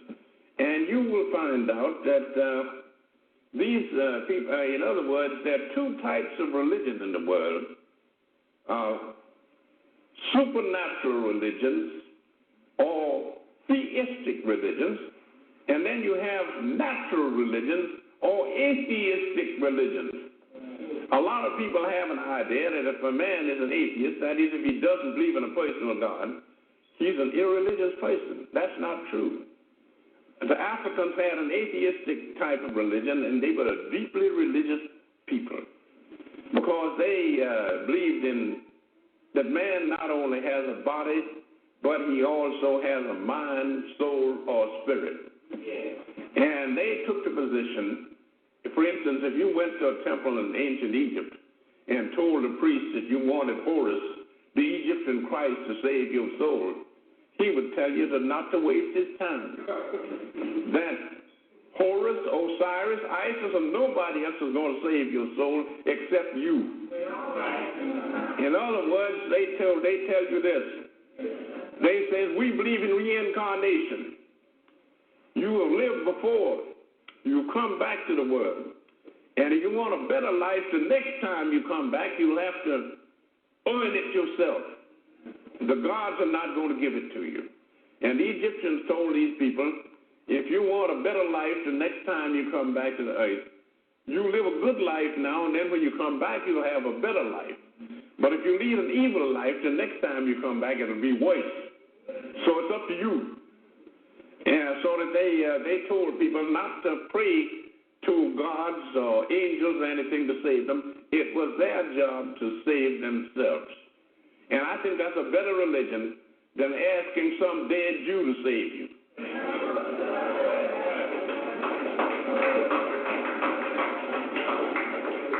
Now, these people, they believed in spiritualism and they believed in theosophy. And the whole world, all the religions of the world can be traced back to this African source. And Christians say their religion is true, but paganism is false. And as I told some preachers, Christianity was stolen from the pagans. So if paganism is false, so is Christianity. Now, you say to yourself, well, when the Africans, a member of anyone who believes in the African traditional religion, he tells you that he believes in God. But he doesn't believe in the type of God that the white folks believe in. The white folks believe that God is an oversized white man sitting on a throne somewhere up in a place called heaven. The African traditional religion teaches you that there's a large number of gods. You have tree gods, sun gods, moon gods, earth gods, star gods, and all like that. And since a group of colleges make up a university, then a group of the little gods make up the big God. So you take all the little gods and merge them together, and you get the great God, which is the universe itself. It never started, it never was created, and it will never have an end. And so therefore they said that the great God is nature itself, the universe, and they believed in a doctrine of the Trinity. God is the physical universe. Christ is the mental universe. And matter and mind interact and produce life. So you get a trinity of matter, life, and mind. And that's it. And to show you how we have been badly miseducated and misled, one of my friends is a great black scholar, Professor Yosef Ben Yochanan of Cornell University. Some of you probably met Dr. Ben. Ben went into the Metropolitan Museum in New York, where they have a very fine Egyptian collection. And the young lady sitting at the desk, "Sir, what can I do for you?" Dr. Ben says, "I would like to visit the African collection." The young lady says, "Sir, we do not have an African collection." And Dr. Ben says, "I meant to say the Egyptian collection." "Oh, yes, we have an Egyptian collection. But you know the ancient Egyptians were not white people. Now, the ancient Egyptians, yes, we have an Egyptian collection, but the ancient Egyptians were not Africans." So Ben pulls a map out of his pocket, shoves it right in this girl's face. "Young lady, here's a map of Africa, and there's Egypt. Wouldn't you say that Egypt was in Africa?" She said, "I could say so." Ben says, "Do you say so?" She says, "No." Ben says, "Young lady, you are a jackass." The young lady became hysterical. She hollered for the manager. The manager came out and running. Says, "What's the trouble?" "Mr. Manager, this man just called me a jackass." So the manager says, "What's the problem?" Ben told her the story that he was looking for the Egyptian collection, and this young lady said that the Egyptians were not Africans. And he said, "I have a map here, and here's Egypt, and Egypt is a part of Africa. Wouldn't you say so?" The man says, "Well, you could say so." "Do you?" "No." Ben says, "You also a jackass." So he said then he ducked out and got out of the vicinity because he was afraid they're going to call the police and put him in the jug for disorderly conduct. So this is the way we have been miseducated. Now, since Egypt was a great African culture, we find out that a few years ago there were no black Egyptologists. We did have one recently, but he died at an untimely age, and that was Dr. Diop of Senegal. I visited him over in Africa and talked with him back in 1977. And Diop, besides being an Egyptologist, he was a lot of other things besides. So we have a young lady who is an authority on Egyptology. She's now working for the Oriental Institute of the University of Chicago and doing research in New York as Mrs. Deidre Wimby. You might have heard of her. She's a young lady that is going to be the first black woman Egyptologist. Now, there was a brilliant scholar at Howard University a few years ago, Professor William Leo Hansberry. He graduated from Howard. He went to Harvard University and was planning to work for a PhD in Egyptology under Professor George Reisner. He was one of the outstanding Egyptologists in this country. And Reisner got up before the class and says, "Of course you know that the ancient Egyptians were white people." And after he got through, Hansberry put up his hand. "Well, Mr. Hansberry, what's your question?" He says, "I want to challenge that statement you made about the ancient Egyptians being white people." He says, "I've read Herodotus' history of Egypt, and he says the ancient Egyptians had black complexions and curly hair." He said, well, Mr. Hansberry, I don't accept Herodotus as an authority. So Hansberry tackled him. He said, listen, Professor, Herodotus visited Egypt in the 5th century B.C., and he saw these people. You didn't visit them, and you didn't see them. So Hansberry had him kicked out of his class. So here he was trying to get a Ph.D. in Egyptology, and the professor of Egyptology booted him out of the class. So he went to see the head of the Department of Anthropology, Professor Ernest Albert Houghton. And he says, Professor Houghton, what shall I do now? He says, well, Mr. Hansberry, he said, if Reisner won't give you a Ph.D., you're not going to get it in this country. He says, I think you should go over to England and try to sign up at either Oxford or Cambridge. And he gave him some references. And he went over there and he told him that he wanted to get a Ph.D. in Egyptology. And the people in England were more honest. At both Cambridge and Oxford, they told him that they did not want any black Egyptologists, so they weren't going to give him a degree. So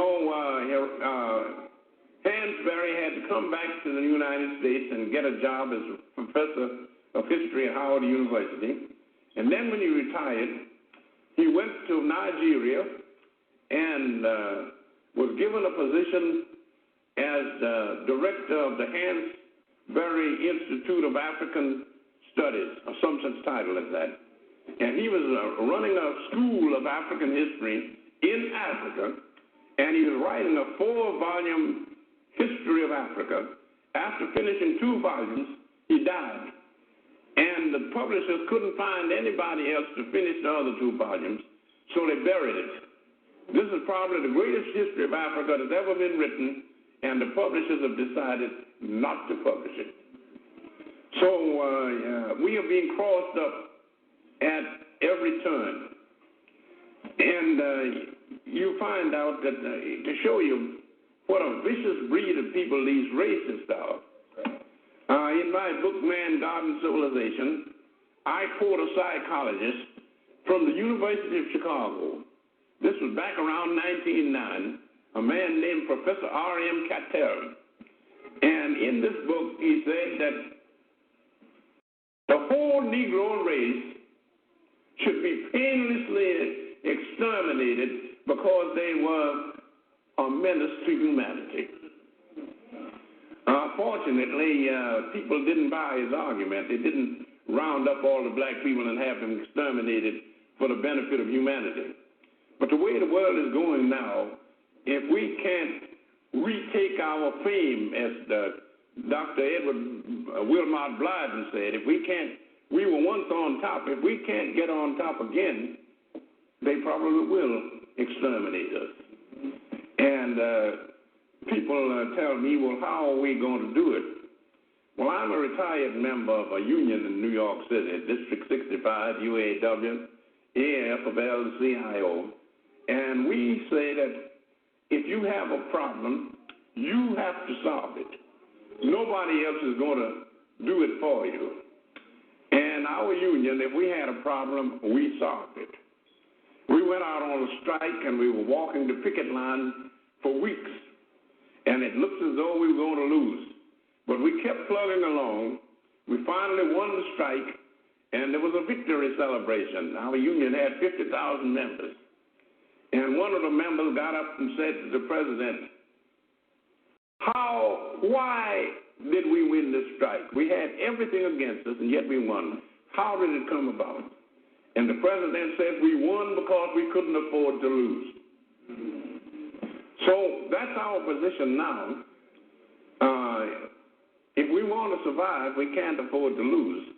And it's going to be up to us to see to it that we do survive. About 50 years ago, they had a professor of philosophy at the University of Chicago, Professor Thomas V. Smith. And he had a class in Philosophy 1.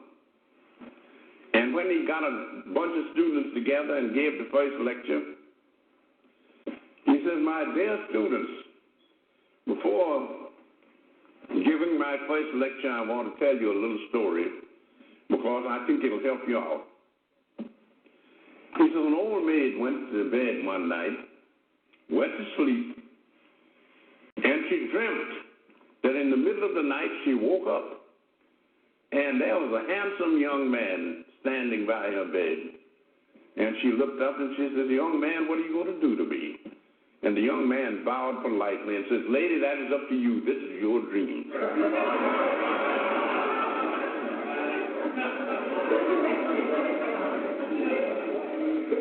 And the message I tried to pass on to my students is that no matter how hopeless the situation is, we're going to continue to struggle.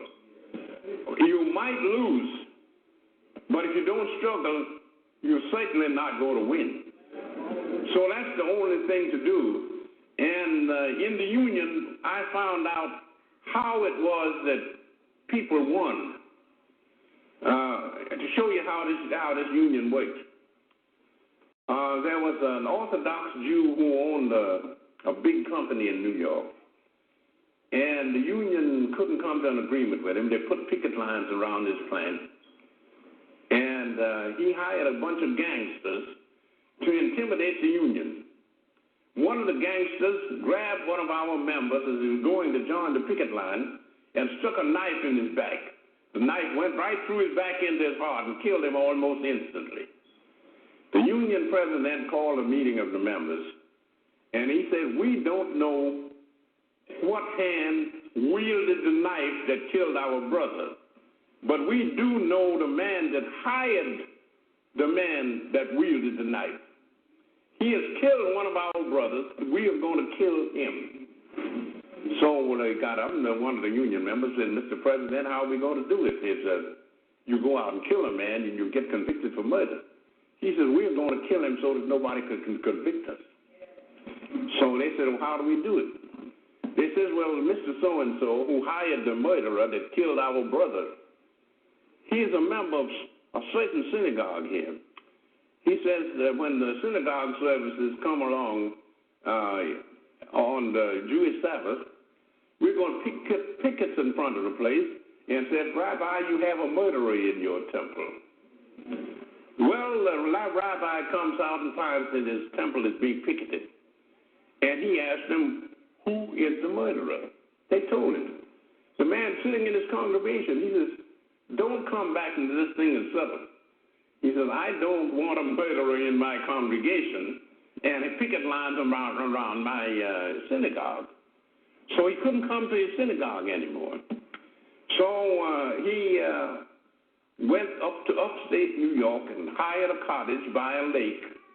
The Union went up there, rented boats, crossed the lake, and picketed this college. 'You have murdered one of our brothers, and you will pay for it.' So that depressed him so until he moved back to New York City and got himself a fine home. And then the Union set up a committee to telephone him all through the night hours of the night, so that this guy, after he moved into his New York home, the telephone rang all night long, and he never got any sleep. Well, you know what happens if you put for a long period of time if you don't sleep. Here was a young man, not quite 29 years old, and we harassed him so until he dropped dead of a heart attack. We killed him, and yet the law couldn't touch us.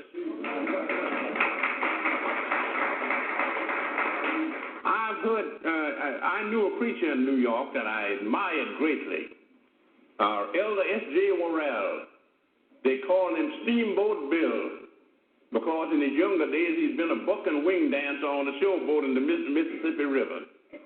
When he retired, he became an evangelist. He started a church in Harlem, and he got up on street corners and taught the people the kind of religion they should be getting. They weren't getting it in the regular churches because all the regular churches had turned into rackets. But Steamboat Bill was giving them the true gospel. I attended one of his meetings, and in order to get a crowd, he set up a stepladder, and he would tap dance up and down the stepladder, and then spin around on his heels on top, and then tap dance back, and the people would come to see him dance. And then after he got through, he would preach his sermon. So Steamboat Bill would say, brothers and sisters, he says, the other preachers around here are trying to sell you pie in the sky. He says, that's not my program. I'm trying to get you a better lifestyle in this world. He says, and we'll deal with the next world when we come to it. He says, now, you've been badly misinformed. He says, I know a man that lives in an apartment right across the street, and he's afraid to come outside. He owes everybody. 6 o'clock in the morning, somebody taps on the door, and he's afraid to answer. But a card comes under the door. He owns a second-hand car, and the automobile man wants to go know when he's going to get the next installment. A few minutes more, there's a tap on the door. He owes somebody else for a radio set that he's bought on the installment plan. And this keeps on until about 9 o'clock. There's a loud bang on the door. And he's afraid somebody's going to knock the door down. So he says, who is it? And the voice comes back, it's the Lord. And the man says, what Lord? The landlord. Steamboat Bill says, that's the only Lord that most of you jokers are ever going to see. So, just about this time, the meeting got livened up. A drunk came by. Here was a brother that had not one drink too many, he'd had a lot of drinks too many. And he staggering around. He stops in front of Steamboat Bill's meeting, and he shook his fist at him. Oh, nigga, shut up. You don't know what you're talking about. Steamboat Bill says, listen, young man, if you want to stand here and listen to my discourse, you're welcome. I do not permit you to disrupt my meeting. So the young man shook his fist again. Oh, nigga, shut up. You don't know what you're talking about. Steamboat says, listen, young man, according to the Bible, Jesus Christ says if you slap me on one cheek, I'm supposed to let you slap me on the other. Well, I want you to know one thing. I ain't Jesus Christ. If you slap me on one side of my face, I'm coming down and bust hell out of you. So, unfortunately, Steamboat Bill died a year later. If it hadn't been for that, I was going to join his church. Because here was a man that not only had a church, but a depression was on, and he opened up a free lunch kitchen in his church, and the unemployed people could come around there and get free sandwiches, free coffee, free cake, and all like that, and he went around and raised the money to finance this program.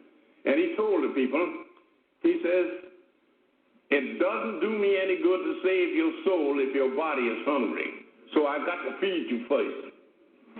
Now, all of that leads up to this, that if we are going to save ourselves, we're not going to have a lily white God and a Jim Crow Jesus save us. We've got to do the job ourselves. And this idea of being submissive and meek and all like that is not going to get us anywhere. We can defend ourselves if we do it intelligently. You don't go out and attack a Sherman tank if all you have is a BB gun or slingshot. There's another way you have to do it. When I was at Grand Central Station at a Red Cap, I met a young man there who had been working on the job a number of years, and he had a special problem. He was sent down to the lower level of Grand Central Station, which is on 42nd Street in New York, and the vice president came in from the suburbs, and this red cap was detailed to carry his bags out to the street. And every time he went down there, the man insulted him. You know, stuff like, boy, pick up my bag. Nigga, get a move on, or something like that. And the young man knew if he gave him an argument, being the vice president of the railroad, he'd lose his job. He couldn't afford to lose his job. But he was determined that he was going to punish this man. So one day he went down to get the suitcase of the vice president, and he was the only person on the train. There was the entire lower level of Grand Central Station and the vice president and the red cap and nobody else in the vicinity. So this young man hauled off and hit this man in the jaw and broke his jaw. Knocked him completely unconscious and laying on the platform bleeding. Somebody later on come and found him, called an ambulance. They put him on a stretcher and carried him. I have water here.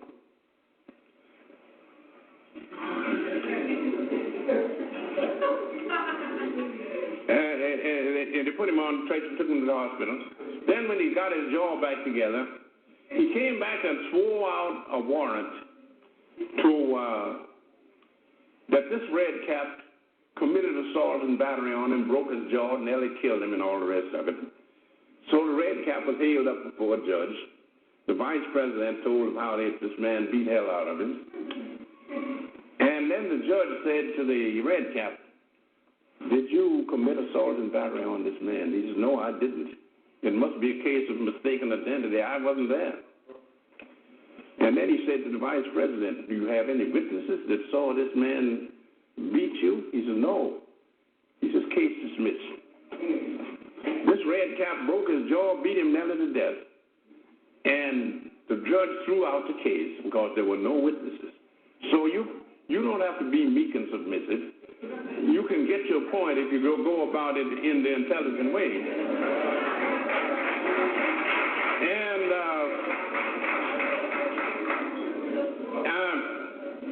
after that, the vice president was very nice to the red cap. He was afraid he might get his other jaw broken, so he kept his big mouth shut. I see I have a note here that we're going to have some discussion or questions or something like that, so I'll now stop. And the floor is open for, I think we'd better make it questions because discussions will take up too much time. So you ask me some questions and I'll see can I give you the right answers. Okay. Okay, first of all, let's give Professor Jackson a hand for being here.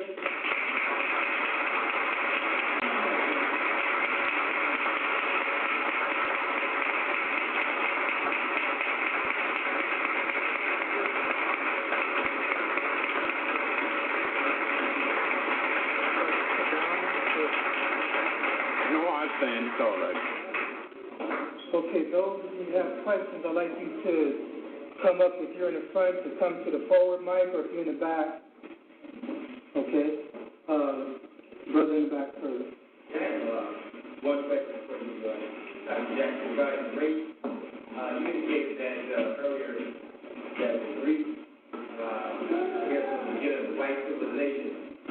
I've been told that, blacks have like curly hair and dark protected skin.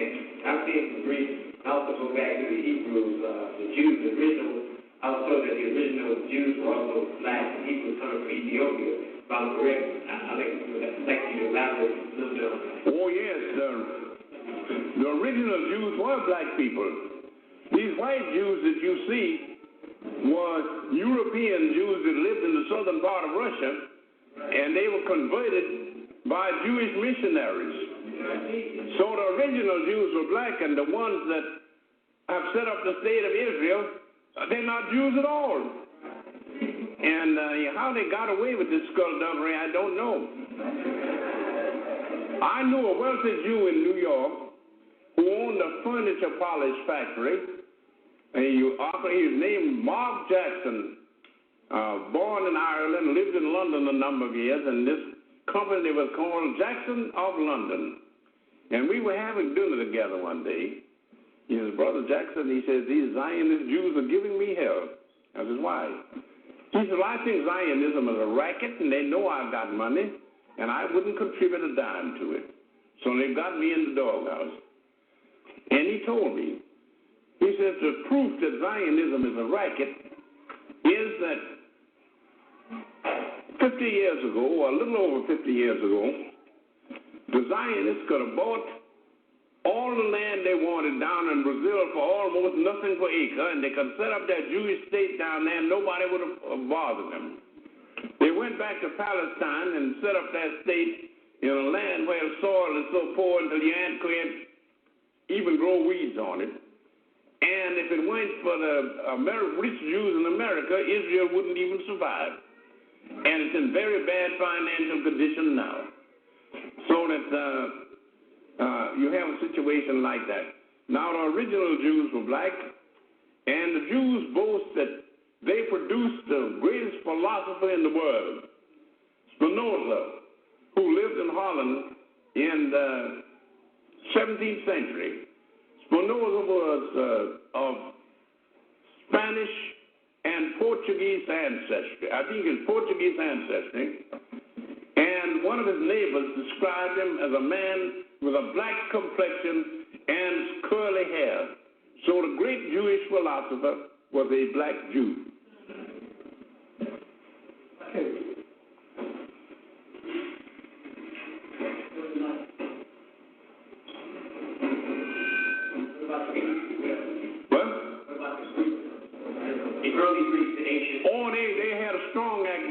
Of African blood. Everybody did, because since the human race came from Africa, according to law in this country, if you have just a small amount of African blood, that makes you a Negro. Well, if you take that literally, then even Reagan is a Negro, because if you trace his ancestry back far enough, you go to Africa. So even Reagan has African blood.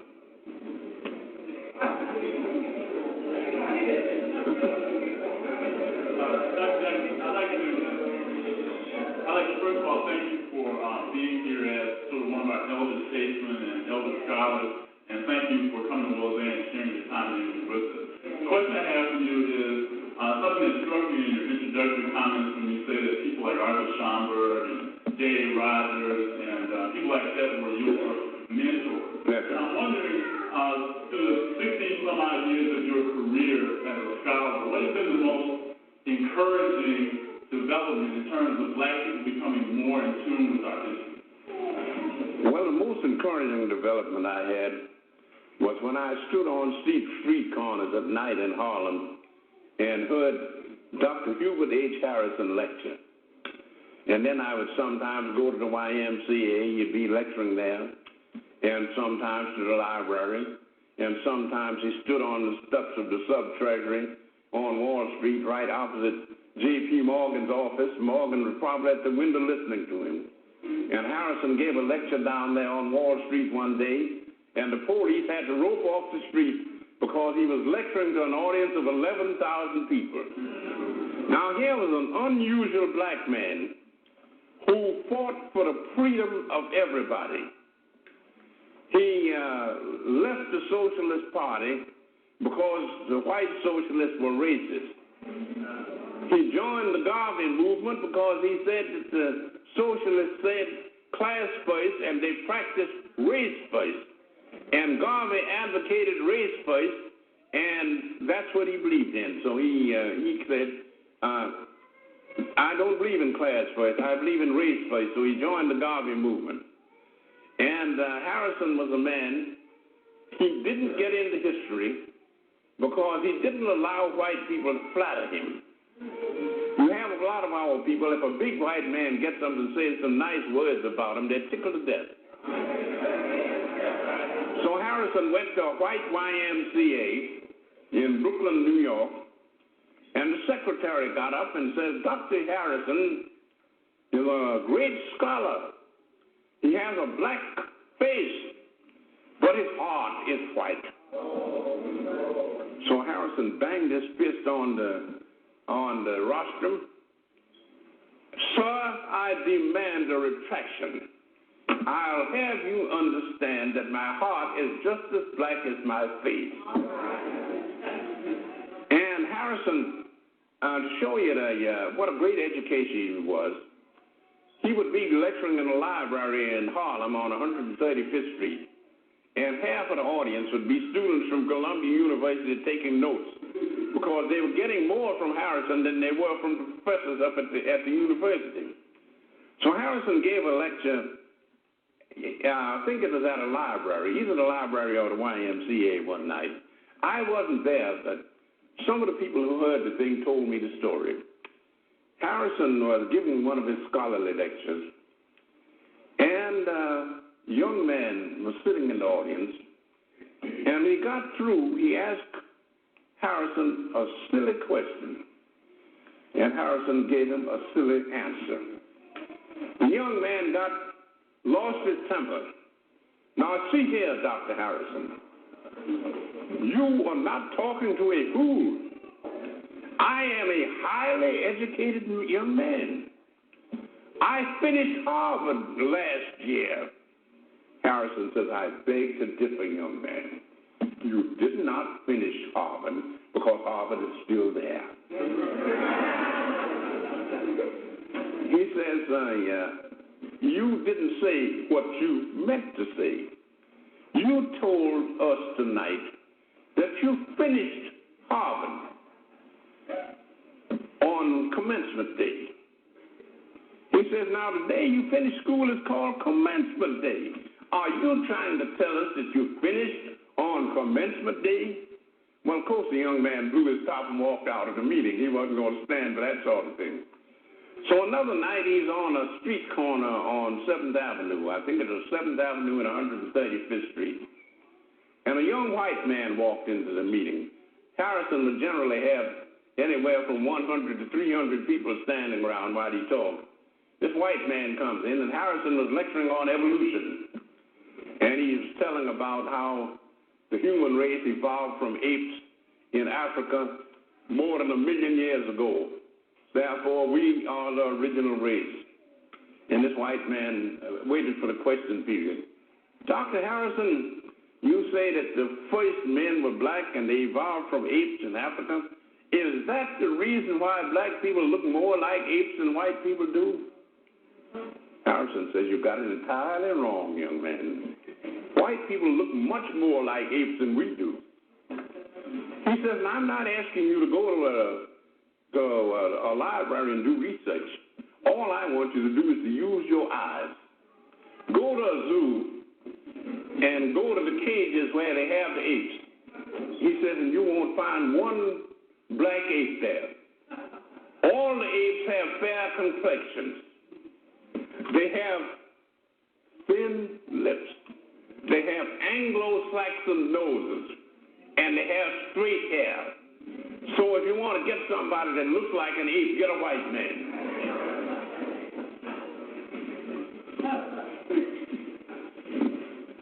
I have another question because apparently when you speak, the earth moves. The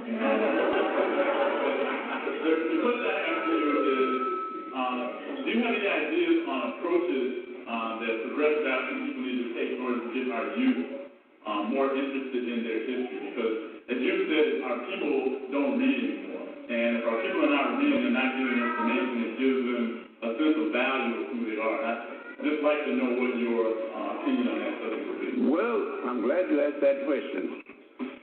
Because there's only one way they can do it, and if they do it, we're not going to be around very long. In other words, any group of people, if they're going to survive, they have to have an economic foundation. There's a block in Chicago where there are 7 storefront churches on one side of the street and 8 storefront churches on the other side of the street. And if you go into the average black neighborhood in a big city, you will see a storefront church, a saloon, a liquor store, a gambling joint. No business enterprise is bringing any money into the community. Now, the only way you're going to beat this is to get the young people to organize into cooperative societies. If you need $1 million to go into business, try to get together a large number of people, and each one of them puts up a few dollars, and you put it all together, and you've got enough money to go into business. I'm a member of a cooperative food market in Chicago. We have 11,000 members. Each member owns at least one share in the business. That's $10. We have the credit union, our own bank. Some of the people have thousands of dollars invested in the business, and it pays 6% interest. So that's just as good as putting it in the bank. Now, here's 11,000 people. They and their families buy their groceries at the store, It's a big building, takes up nearly a whole block, like an old-fashioned railroad station. We draw interest on our shares. We get good food at a reasonable price, and we give a lot of jobs to young people. Now, if you want to survive, you form cooperative societies, pool together whatever your money you can get, go into business for yourself, and then see to it that you educate yourself. And that means you've got to learn to read. You're not going to get it on television and radio. I remember Hubert Harrison gave a lecture to young people, and he says, I advise all young people who can afford it to go to college. He says, I know a college education is expensive, and some of you can't afford to go to college. But if you can't go to college, get knowledge anyway. We say you can study in libraries, you can buy books, you can teach yourself. And he says that a reading people is a rising people. If you read enough, you will rise. But you've got to have an economic foundation, and the only way you're going to do it, you talk about young people being unemployed, nobody's going to give them jobs. They've got to set up their own businesses and create their own jobs. And if we don't do that, there may not be any of us around when the next century starts. Can you elaborate a little bit more on the African contribution to Christianity, please? Oh, yes. The Africans created Christianity. If you will read, I have a little article here that I copied from a book by Dr. Albert Churchward called Signs and Symbols of Primordial Man. It's an article on Horus and Jesus. Horus was the black Christ of ancient Egypt, and Jesus was the black Christ of the Christians. Now the Christians have been so badly educated until they think that Jesus Christ was white. But if he was born in the vicinity of Nazareth or Bethlehem 2,000 years ago, he could not have been white because white people didn't live in that territory. Now here's what Dr. Churchward says about comparing the life of Horus as recorded in the Book of the Dead of ancient Egypt and the life of Jesus as recorded in the New Testament.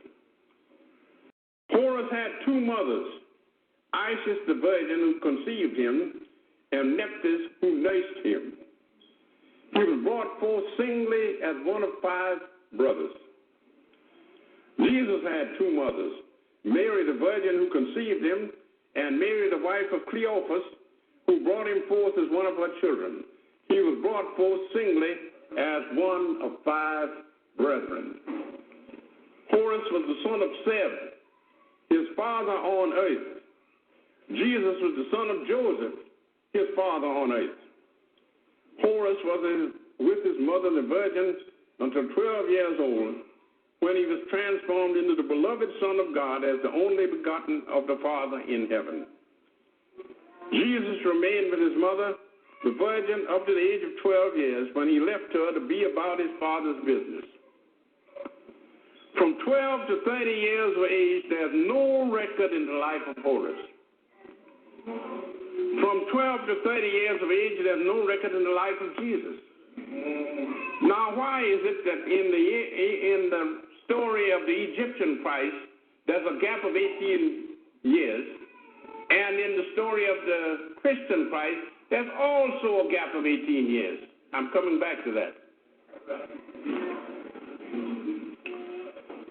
Horus, at 30 years of age, became adult in his baptism by Anu. Jesus, at 30 years of age, was made of a man of in his baptism by John the Baptist. Horus, in his baptism, made his transformation into the beloved Son and only begotten of the Father, the Holy Spirit, represented by a bird.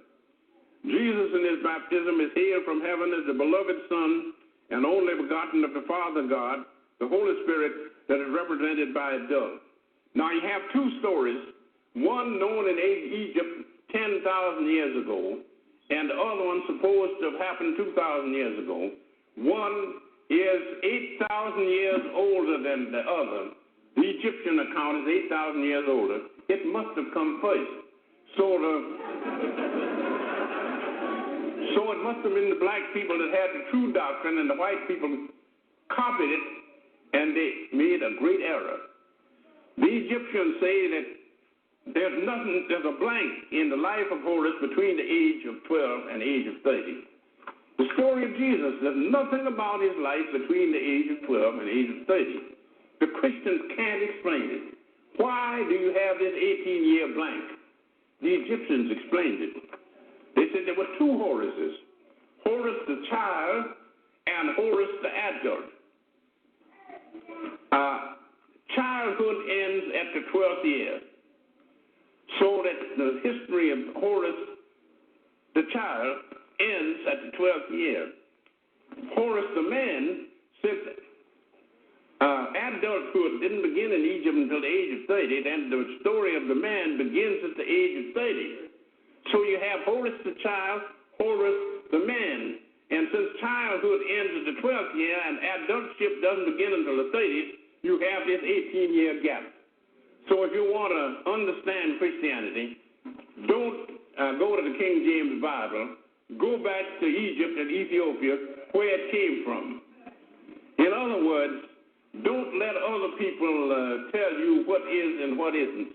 As Dr. Edward Wilmot Blyden, the great Pan-African, said to the young people of his day, you once ruled the world. Now it is time to retake your fame.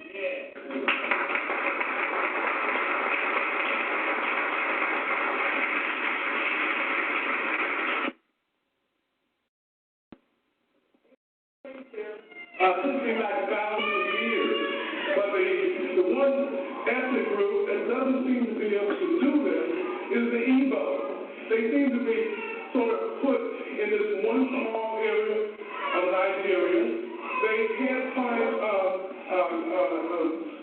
area that's close by that has a similar language to them.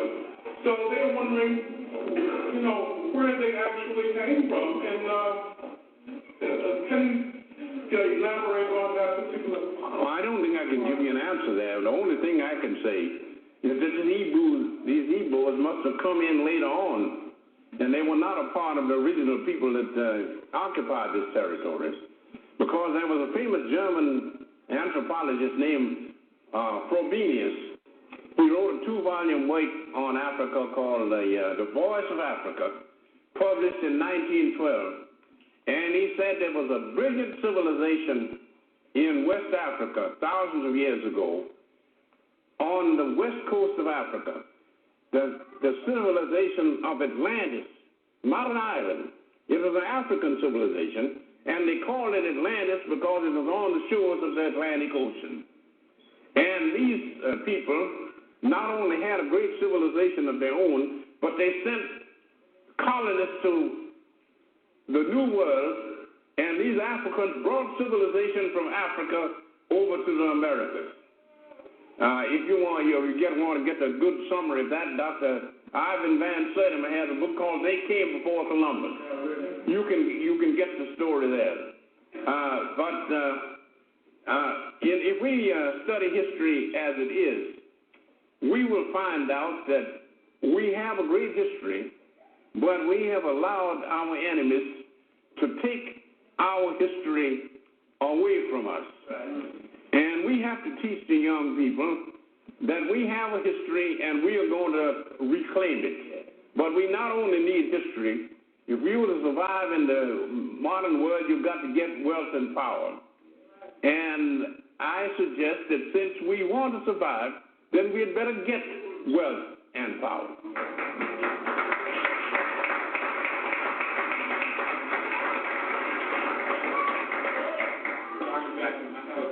About the works of Gerald Massey, Albert Churchward. These are two profound scholars you quote quite frequently in your work. Could you say a little bit more about them and their contributions to our understanding of African history?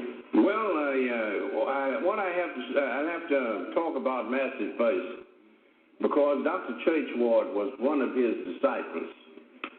Gerald Massey was born in one of the country districts of England in 1828. His parents were so poor until they couldn't give him any education. So in all of his lifetime, and Massey died in 1907 at the age of 79, and he never had more than 1 year of formal education in his whole life. And yet he became one of the greatest Egyptologists of his day. It shows you that if you have intelligence and ambition, no matter how hard the road is, you can win. And Massey did this. He was working in a mill near where he was born. And the mill caught on fire and was burned down. So Massey found himself, I think he was about 10 years old at that time, a boy 10 years old that had to go out and work for a living because his parents were too poor to take care of him. The mill burned down. He had no job, so he managed to get to London, and he got a job there as working as a haberdashery clerk. And he worked all day, and he went to bookstores and bought books, and he sat up and read every night. He found that he could write. He had a talent for writing poetry. He wrote poetry and became known as an outstanding poet. He studied the works of Shakespeare and became an authority on the works of Shakespeare. And then he got interested in the history of Egypt. And he went to the British Museum as a young man, and the head Egyptologist at the British Museum at that time was Dr. Samuel Birch. And he went in and said, Dr. Birch, I wish to become an Egyptologist. I know that I will have to know how to read the hieroglyphics. I want you to help me teach myself to read the hieroglyphics. Dr. Birch said, Mr. Massey, I will do all I can for you. So under the guidance of Dr. Samuel Birch, Massey consulted the hieroglyphic and the hieratic text in the British Museum. I was over there in 1977, and they have the finest Egyptian collection in the world. And Massey went behind the scenes and saw these original manuscripts that had been published in Egypt thousands of years ago. And he sat down and learned how to translate this dead language into English. And then he said that the main thing for me to do is to explain the mythology and the religion of ancient Egypt. So he wrote 6 volumes. In 1881, he wrote a 2-volume work called A Book of the Beginning. And he said the purpose of this book is to show that all history and all knowledge comes from Africa. Then he followed it up with another 2 volumes in 1883 called Natural Genesis. And then in the year of his death, 1907, he got out a last 2-volume edition, his greatest work, called Ancient Egypt, the Light of the World. And Massey in these books shows that the human race originated in Africa, civilization originated in Africa, religion originated in Africa, science came from Africa, mathematics came from Africa, and that is our African heritage. And if we inspired by Massey, then we're going to have to fight to reclaim it and preserve it. Now, there was another young man who was one of his associates when he was doing his research at the British Museum, an anthropologist named Dr. Albert Churchward. Churchward was a 30th degree Mason and a famous surgeon and a famous physician. He was a member of the Royal Council of Physicians and the Royal Council of Surgeons. And that means if you get on that council, you have to be a top man. Because if the king or queen gets ill, a member of the Royal Council of Physicians or the Royal Council of Surgeons is sent in to take care of their health. So if the ruler got sick, they would call, if no other surgeon or physician was available, they would call in Dr. Churchward. And to show you how great these men were, Churchward studied under Massey for 20 years, and after Massey died in 1907, Churchward took up his work and continued it. He wrote The Origin and Evolution of the Human Race in 1921, The Signs and Symbols of Primordial Man back about 1913, The Origin and Evolution of Religion in 1924, and The Origin and Evolution of Freemasonry. Now, to show you what great men Massey and Churchward were, there was a famous English novelist, a woman named Mary Ann Evans. She wrote under the pen name of George Eliot, and she wrote a novel called Felix Holt the Radical, and Massey was the model for Felix Holt. In other words, Massey has been immortalized in the literature of the world by this novel that was written by George Eliot. And later on, Sir Arthur Conan Doyle, who was one of the greatest literary men of the modern times, he wrote a book called The Lost World about a great explorer that went into the wilderness of South America and discovered some of these ancient animals that were supposed to have died millions of years ago, still living. And he called this character Professor George Edward Challenger. His model was Dr. Albert Churchward. So here were two men that found that Africa had been left out of history, Gerald Massey and Albert Churchward, and they put Africa back in history, and it's now up to us to keep it in. All right. Yeah, I just had one question for you was about Hansberry, two volumes you mentioned on African history. What I was curious about was the name of the publisher that you said. Random House. Random House. My second question was, could you maybe share with us what you think the research agenda should be for future African scholars, especially in regards to things like the Aborigines of Australia, the Maori out of the South Pacific, or the diaspora? Well, they should read the works of people like Churchward and Massey, and they should always also read the works of Dr. Edward Wilmot Blyden, especially Christianity, Islam, and the Negro race. I was talking to the proprietor of the Marcus bookstore yesterday, and he told me that he's going to reprint Dr. Blyden's great book on Christianity, Islam, and the Negro race. And I would advise you, when this book comes out, to read it. Because Blyden states in there, our people once ruled the world. We lost it. And now it is time that we took it back again. We must regain our fame. So you'll have to study the way, in other words, you have to study the works of people who are helping us to preserve our African heritage. And among the people, you should read the works of men like Ben Yochanan, Professor John Henry Clark, Dr. Blyden, and other people like that. You see, if people are going to survive, they've got to stick together. For instance, the people in Chicago recently elected Harold Washington for the second term as mayor of Chicago. And I was eating in a Greek restaurant. The proprietor is one of my students. He reads all of my books. And we sit down and discuss it. Here's a Greek that's interested in African history. So I'm sitting in there, and he's at another table talking to one of his friends. And they're telling him, why is it that the black people all came out and voted Harold Washington back into the office? And this man says, they should do that. He says, I'm a Greek.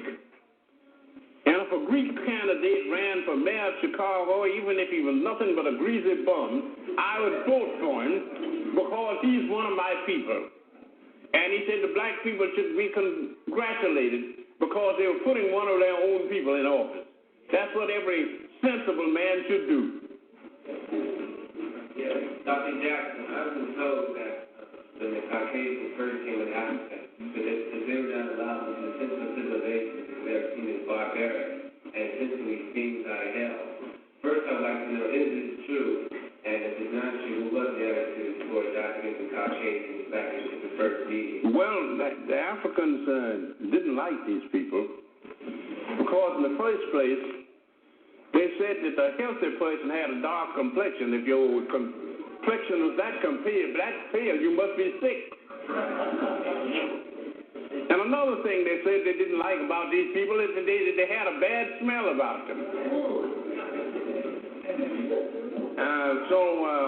And the Africans were very intelligent.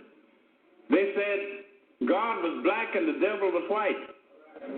Well, I mean, it looks that way. I was teaching at City College, and my best students were members of the Black Nation headed by Elijah Muhammad. And he said the white devils will do anything. He was absolutely right. They will. But what we've got to do is to stop them from doing it.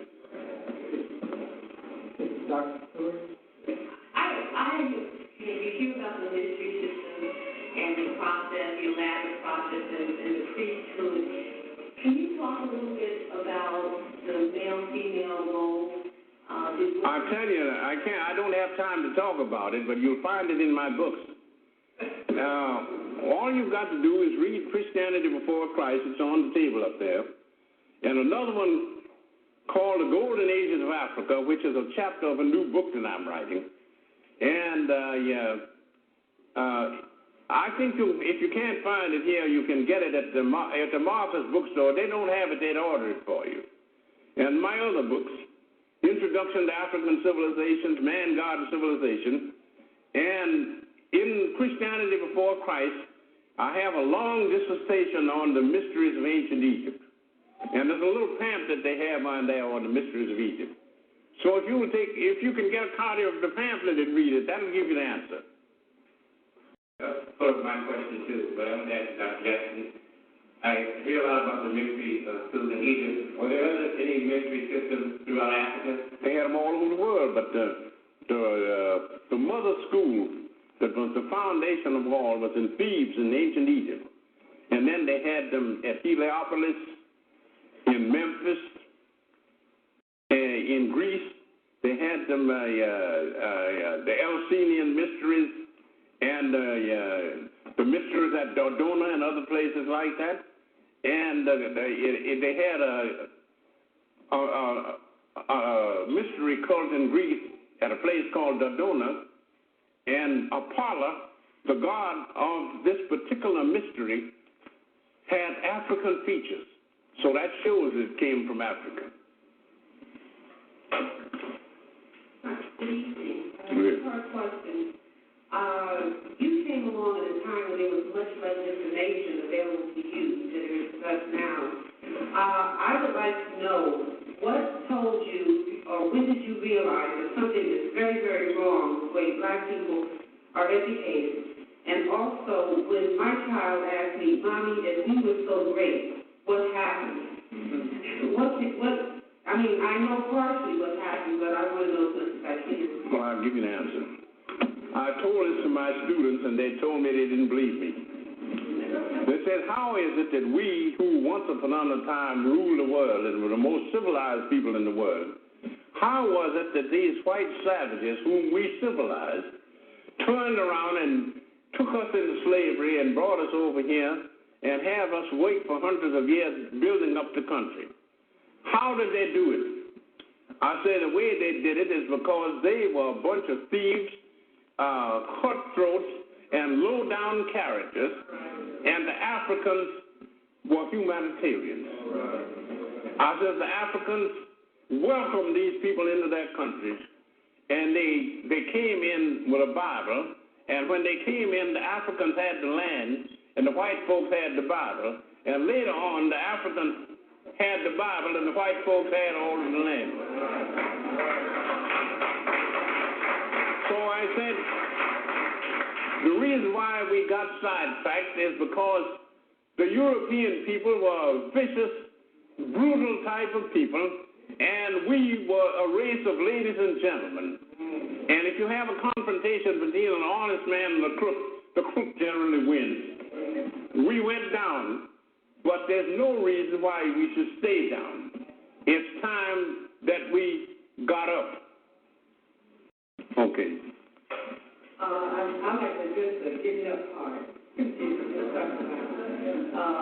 Right now, we live open, and I see an unusual phenomenon of Asian businesses moving into the black community, and especially nail businesses and black women patronizing businesses. These things will never buy from black people. And the first part of my question is, what can we do since we don't have black people who read? Who will read if I pass out a leaflet to them? What can we do to turn them around and understand that we have black women here and black men who do nails and black people who have businesses to get them to buy from black businesses? Well, what we'll have to do is to get trained young people to set up cooperative businesses where they can create their own jobs and build up their own wealth. The white people in Europe, in England, a little town called Rochdale, in 1844, a bunch of poor weavers who were unemployed raised a capital of $70 and went into business for themselves. They called it the Rochdale Cooperative Society. This cooperative society started with a small group of people with $70 capital. And by the year 1928, the cooperative movement in England had grown to the place where they owned railroads, department stores, fishing boats, all sorts of banks, insurance companies, and they had a capital of $1 billion. So we will have to go into the cooperative businesses, patronize our own, control our own businesses, build up our own finances, and that will save us. In other words, you can't do anything until you have an economic foundation. And if you build up your own institution, these foreigners can't come in and take over because you're not going to let them. You see, one of the things that we have is that a lot of our people are bought off. I attended a meeting in East Harlem in New York back about 1976. And a disciple of the Honorable Elijah Muhammad asked me to join in with his organization to drive the white devils out of East Harlem. It's our neighborhood. We're going to set up our own industries, our own stores, anything like this. Why should these people come in and take all the money out of the community? We're going to manage our own affairs. Are you with us? I said, I am. So I said to myself, well, I hope Hannibal gets his crowd together. Because we might start a riot that will make the front page and I might get killed. But I'm going to join in. I waited for a year, nothing happened. The city went bankrupt and I lost my job teaching at the city college. I took a trip to Africa, and on the way back I was talking to a delegation from Northeastern Illinois University in Chicago, and they said, you don't have a job in New York? I said, no. They said, as soon as you get home, start packing and come out to Chicago. We'll make you a visiting professor at Northeastern Illinois University. So as soon as I got to New York, I packed up and came to Chicago, and I'm still living there. I taught 3 years in Northeastern. And those are the things you've got to have knowledge, wealth, power, and you've got to have ambition. Because in other words, the main reason why our people let foreigners come in and take them over is because they hate themselves. Right. I was walking along 7th Avenue in Harlem during the 30s, and a sorry-looking, hungry young man, raggedy, was standing on a stepladder, and here's his message. I'm hungry, I'm broke, I ain't got no job, and I don't see no job in sight. I hate myself. Well, you're not going to get anywhere that way. You've got to love yourself. I hear some of the preachers tell us we should love our enemies. That's not the answer.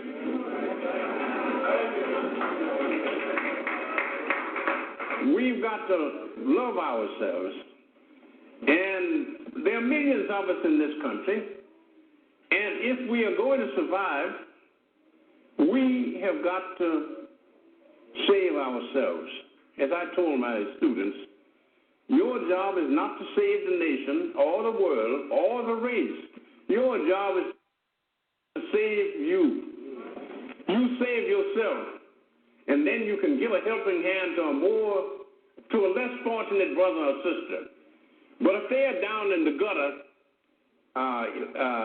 helpless, you're not going to solve anything by getting down there with them. You've got to establish yourself first, and then you can pull them up out of the gutter. That's the only way we're going to make it. And Hubert Harrison had a slogan on that. He says the reason why we're in such a bad fix is that most of us have wishbones where our backbones ought to be.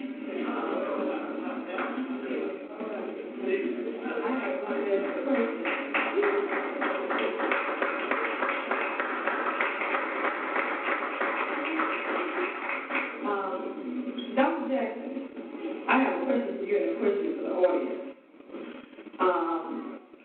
Do you believe in pushing African studies in the public schools?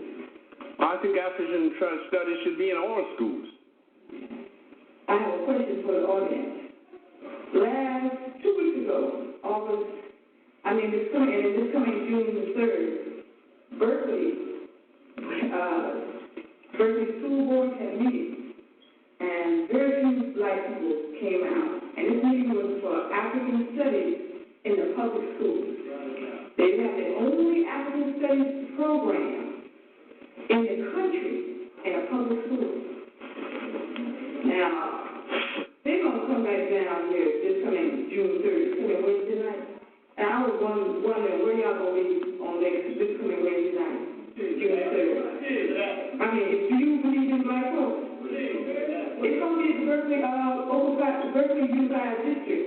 That's down here, Center and Chatham. And the folks are telling us, we gave you this and that, you should be satisfied. And I'm wondering, are black people get satisfied with our children? No. Well, if y'all can, it would be good to see as many people as see this night down there raising plans. But also, there's another part to it. When we see Jewish folks do their children, every day after they come home from school, they have 1 hour of schooling in their history. And if we don't initiate that, we're going to lose our children. I'm serious. Because if you give somebody your children 8 hours a day, and they don't teach you nothing when they come home, we're in serious trouble. That's all I have to say. What time is it? Well, young lady,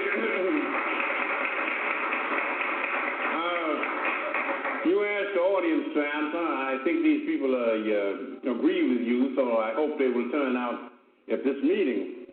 But here's what I find out our trouble is that we are always expecting somebody else to solve our problems. And I told my students, don't expect the good white folks to solve our problems, because they've got to the place now where they can't solve their own problems. So how are they going to solve ours? And here's what I found out. When I was teaching at City College in New York, the union, a member of the union that I was a member of, District 65, UAW of LCIO, they asked me to come down and give a lecture, a memorial lecture for Dr. Martin Luther King, Jr. It was King's birthday, and I was to come and give a lecture telling of all the great work that Dr. King gave. The union had a membership of 50,000 members, 75% of them black, and the audience was 90% white. And when I confronted some of the black brothers and sisters and asked them why they boycotted the meeting, they said, well, Dr. King is dead now. He can't do nothing for us now. So, I mean, there was a great white man in this country who was our friend, and if we took his advice, we would have some of our problems solved already. The Black Republicans of New York City had an Emancipation Day celebration at Cooper Union Hall in New York City in 1893. And there were three great orators, the Honorable Chauncey M. Depew, who was a big shot in the Republican Party, the Honorable Frederick Douglass, who was the wheel horse of the Republican Party, and Colonel Robert G. Ingersoll, who was the greatest orator in the world. And Ingersoll got up before this audience, and he says, I consider it a great privilege to talk to a great race of people. He says, you black people may not realize it, but you are a great race of people. You raise the best of everything in this country. You raise the best cotton, the best corn, the best hogs, the best of everything. But you will never become first-class American citizens until you go out and raise hell.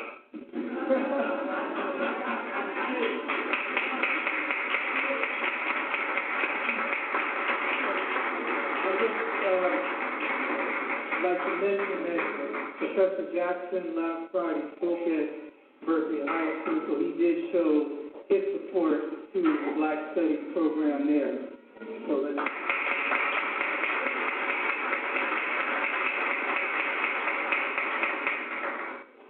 Yes, sir. I would just like to ask you real quickly the relationship of Islam to African history, African science, African religion, also the difference between religion and culture, and how did you yourself realize that you had made a mistake and more or less directed your life in the right course? Thank you. Well, I don't think I can answer all of your questions because I don't have time. But Islam, like every other religion, came from Africa because the human race came from Africa. And there's only one religion, but they have it under various different names. But the Africans knew what it was, and these other people got the message secondhand, and they've never been able to figure it out. That's the reason why their minds are all balled up.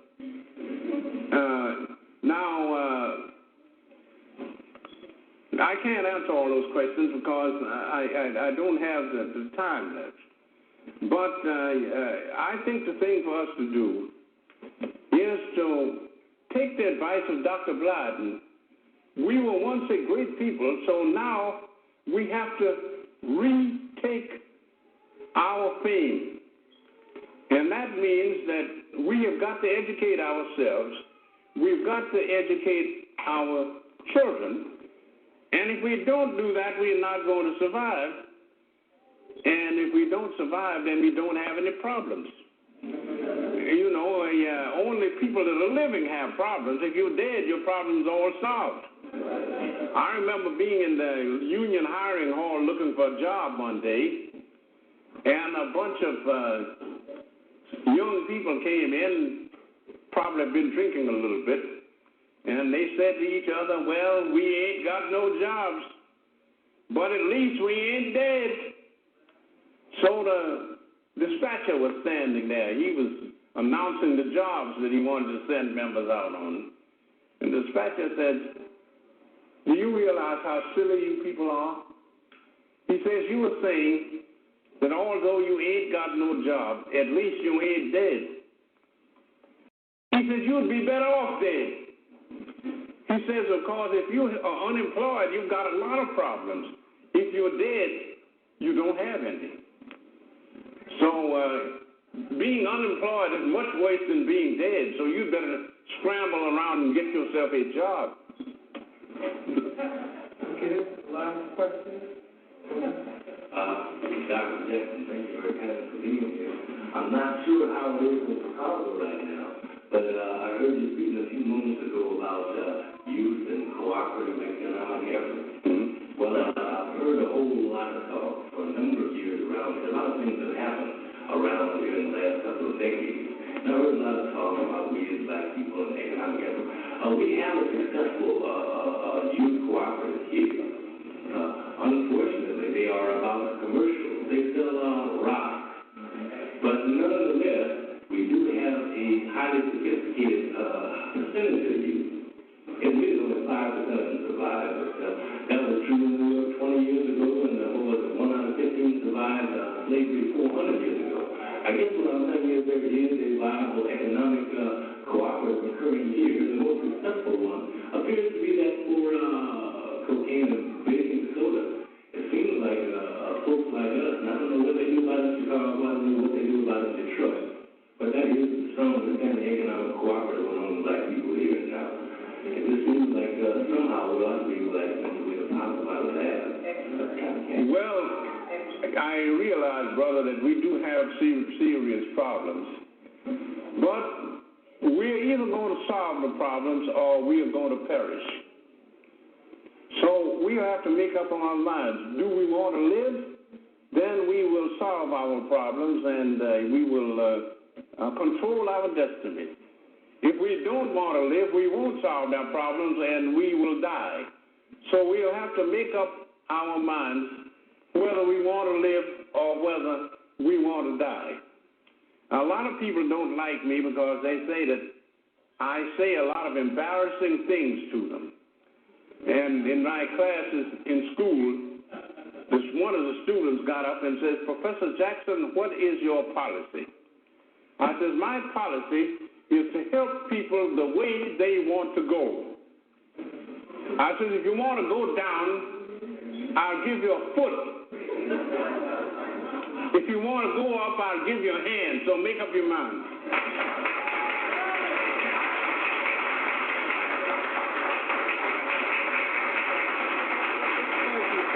Okay, you want to get this thing.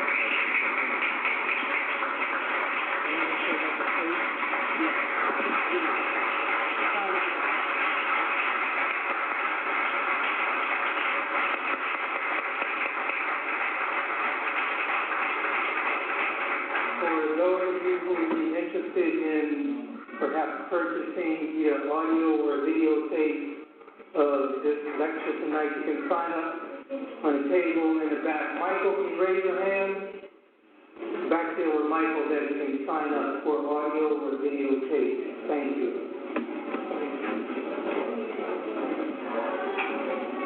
You want to sign the sheet?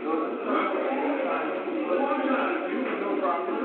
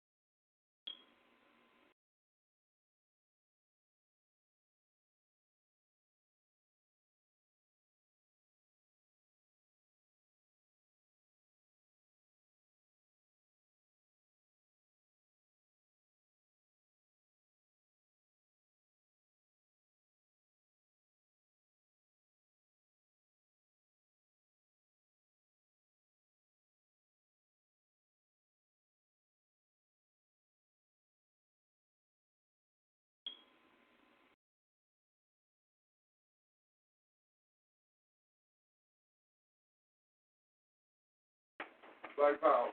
For himself, huh? Black Power, Black Power. Well, that's John G. Jackson. There's John G. Jackson right there. For me. We thank everybody for coming out tonight. Moving with the elders.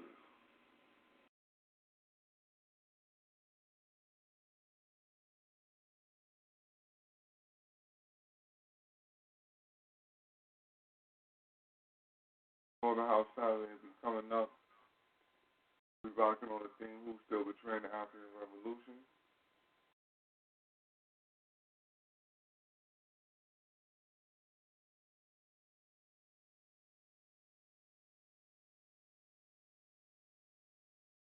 House Saturday will be this Saturday coming up, 10 p.m. Eastern. 7 on the west side, the best side. Also, like I said, if you were in Connecticut, come out Saturday, 423 Dixwell Avenue, New Haven.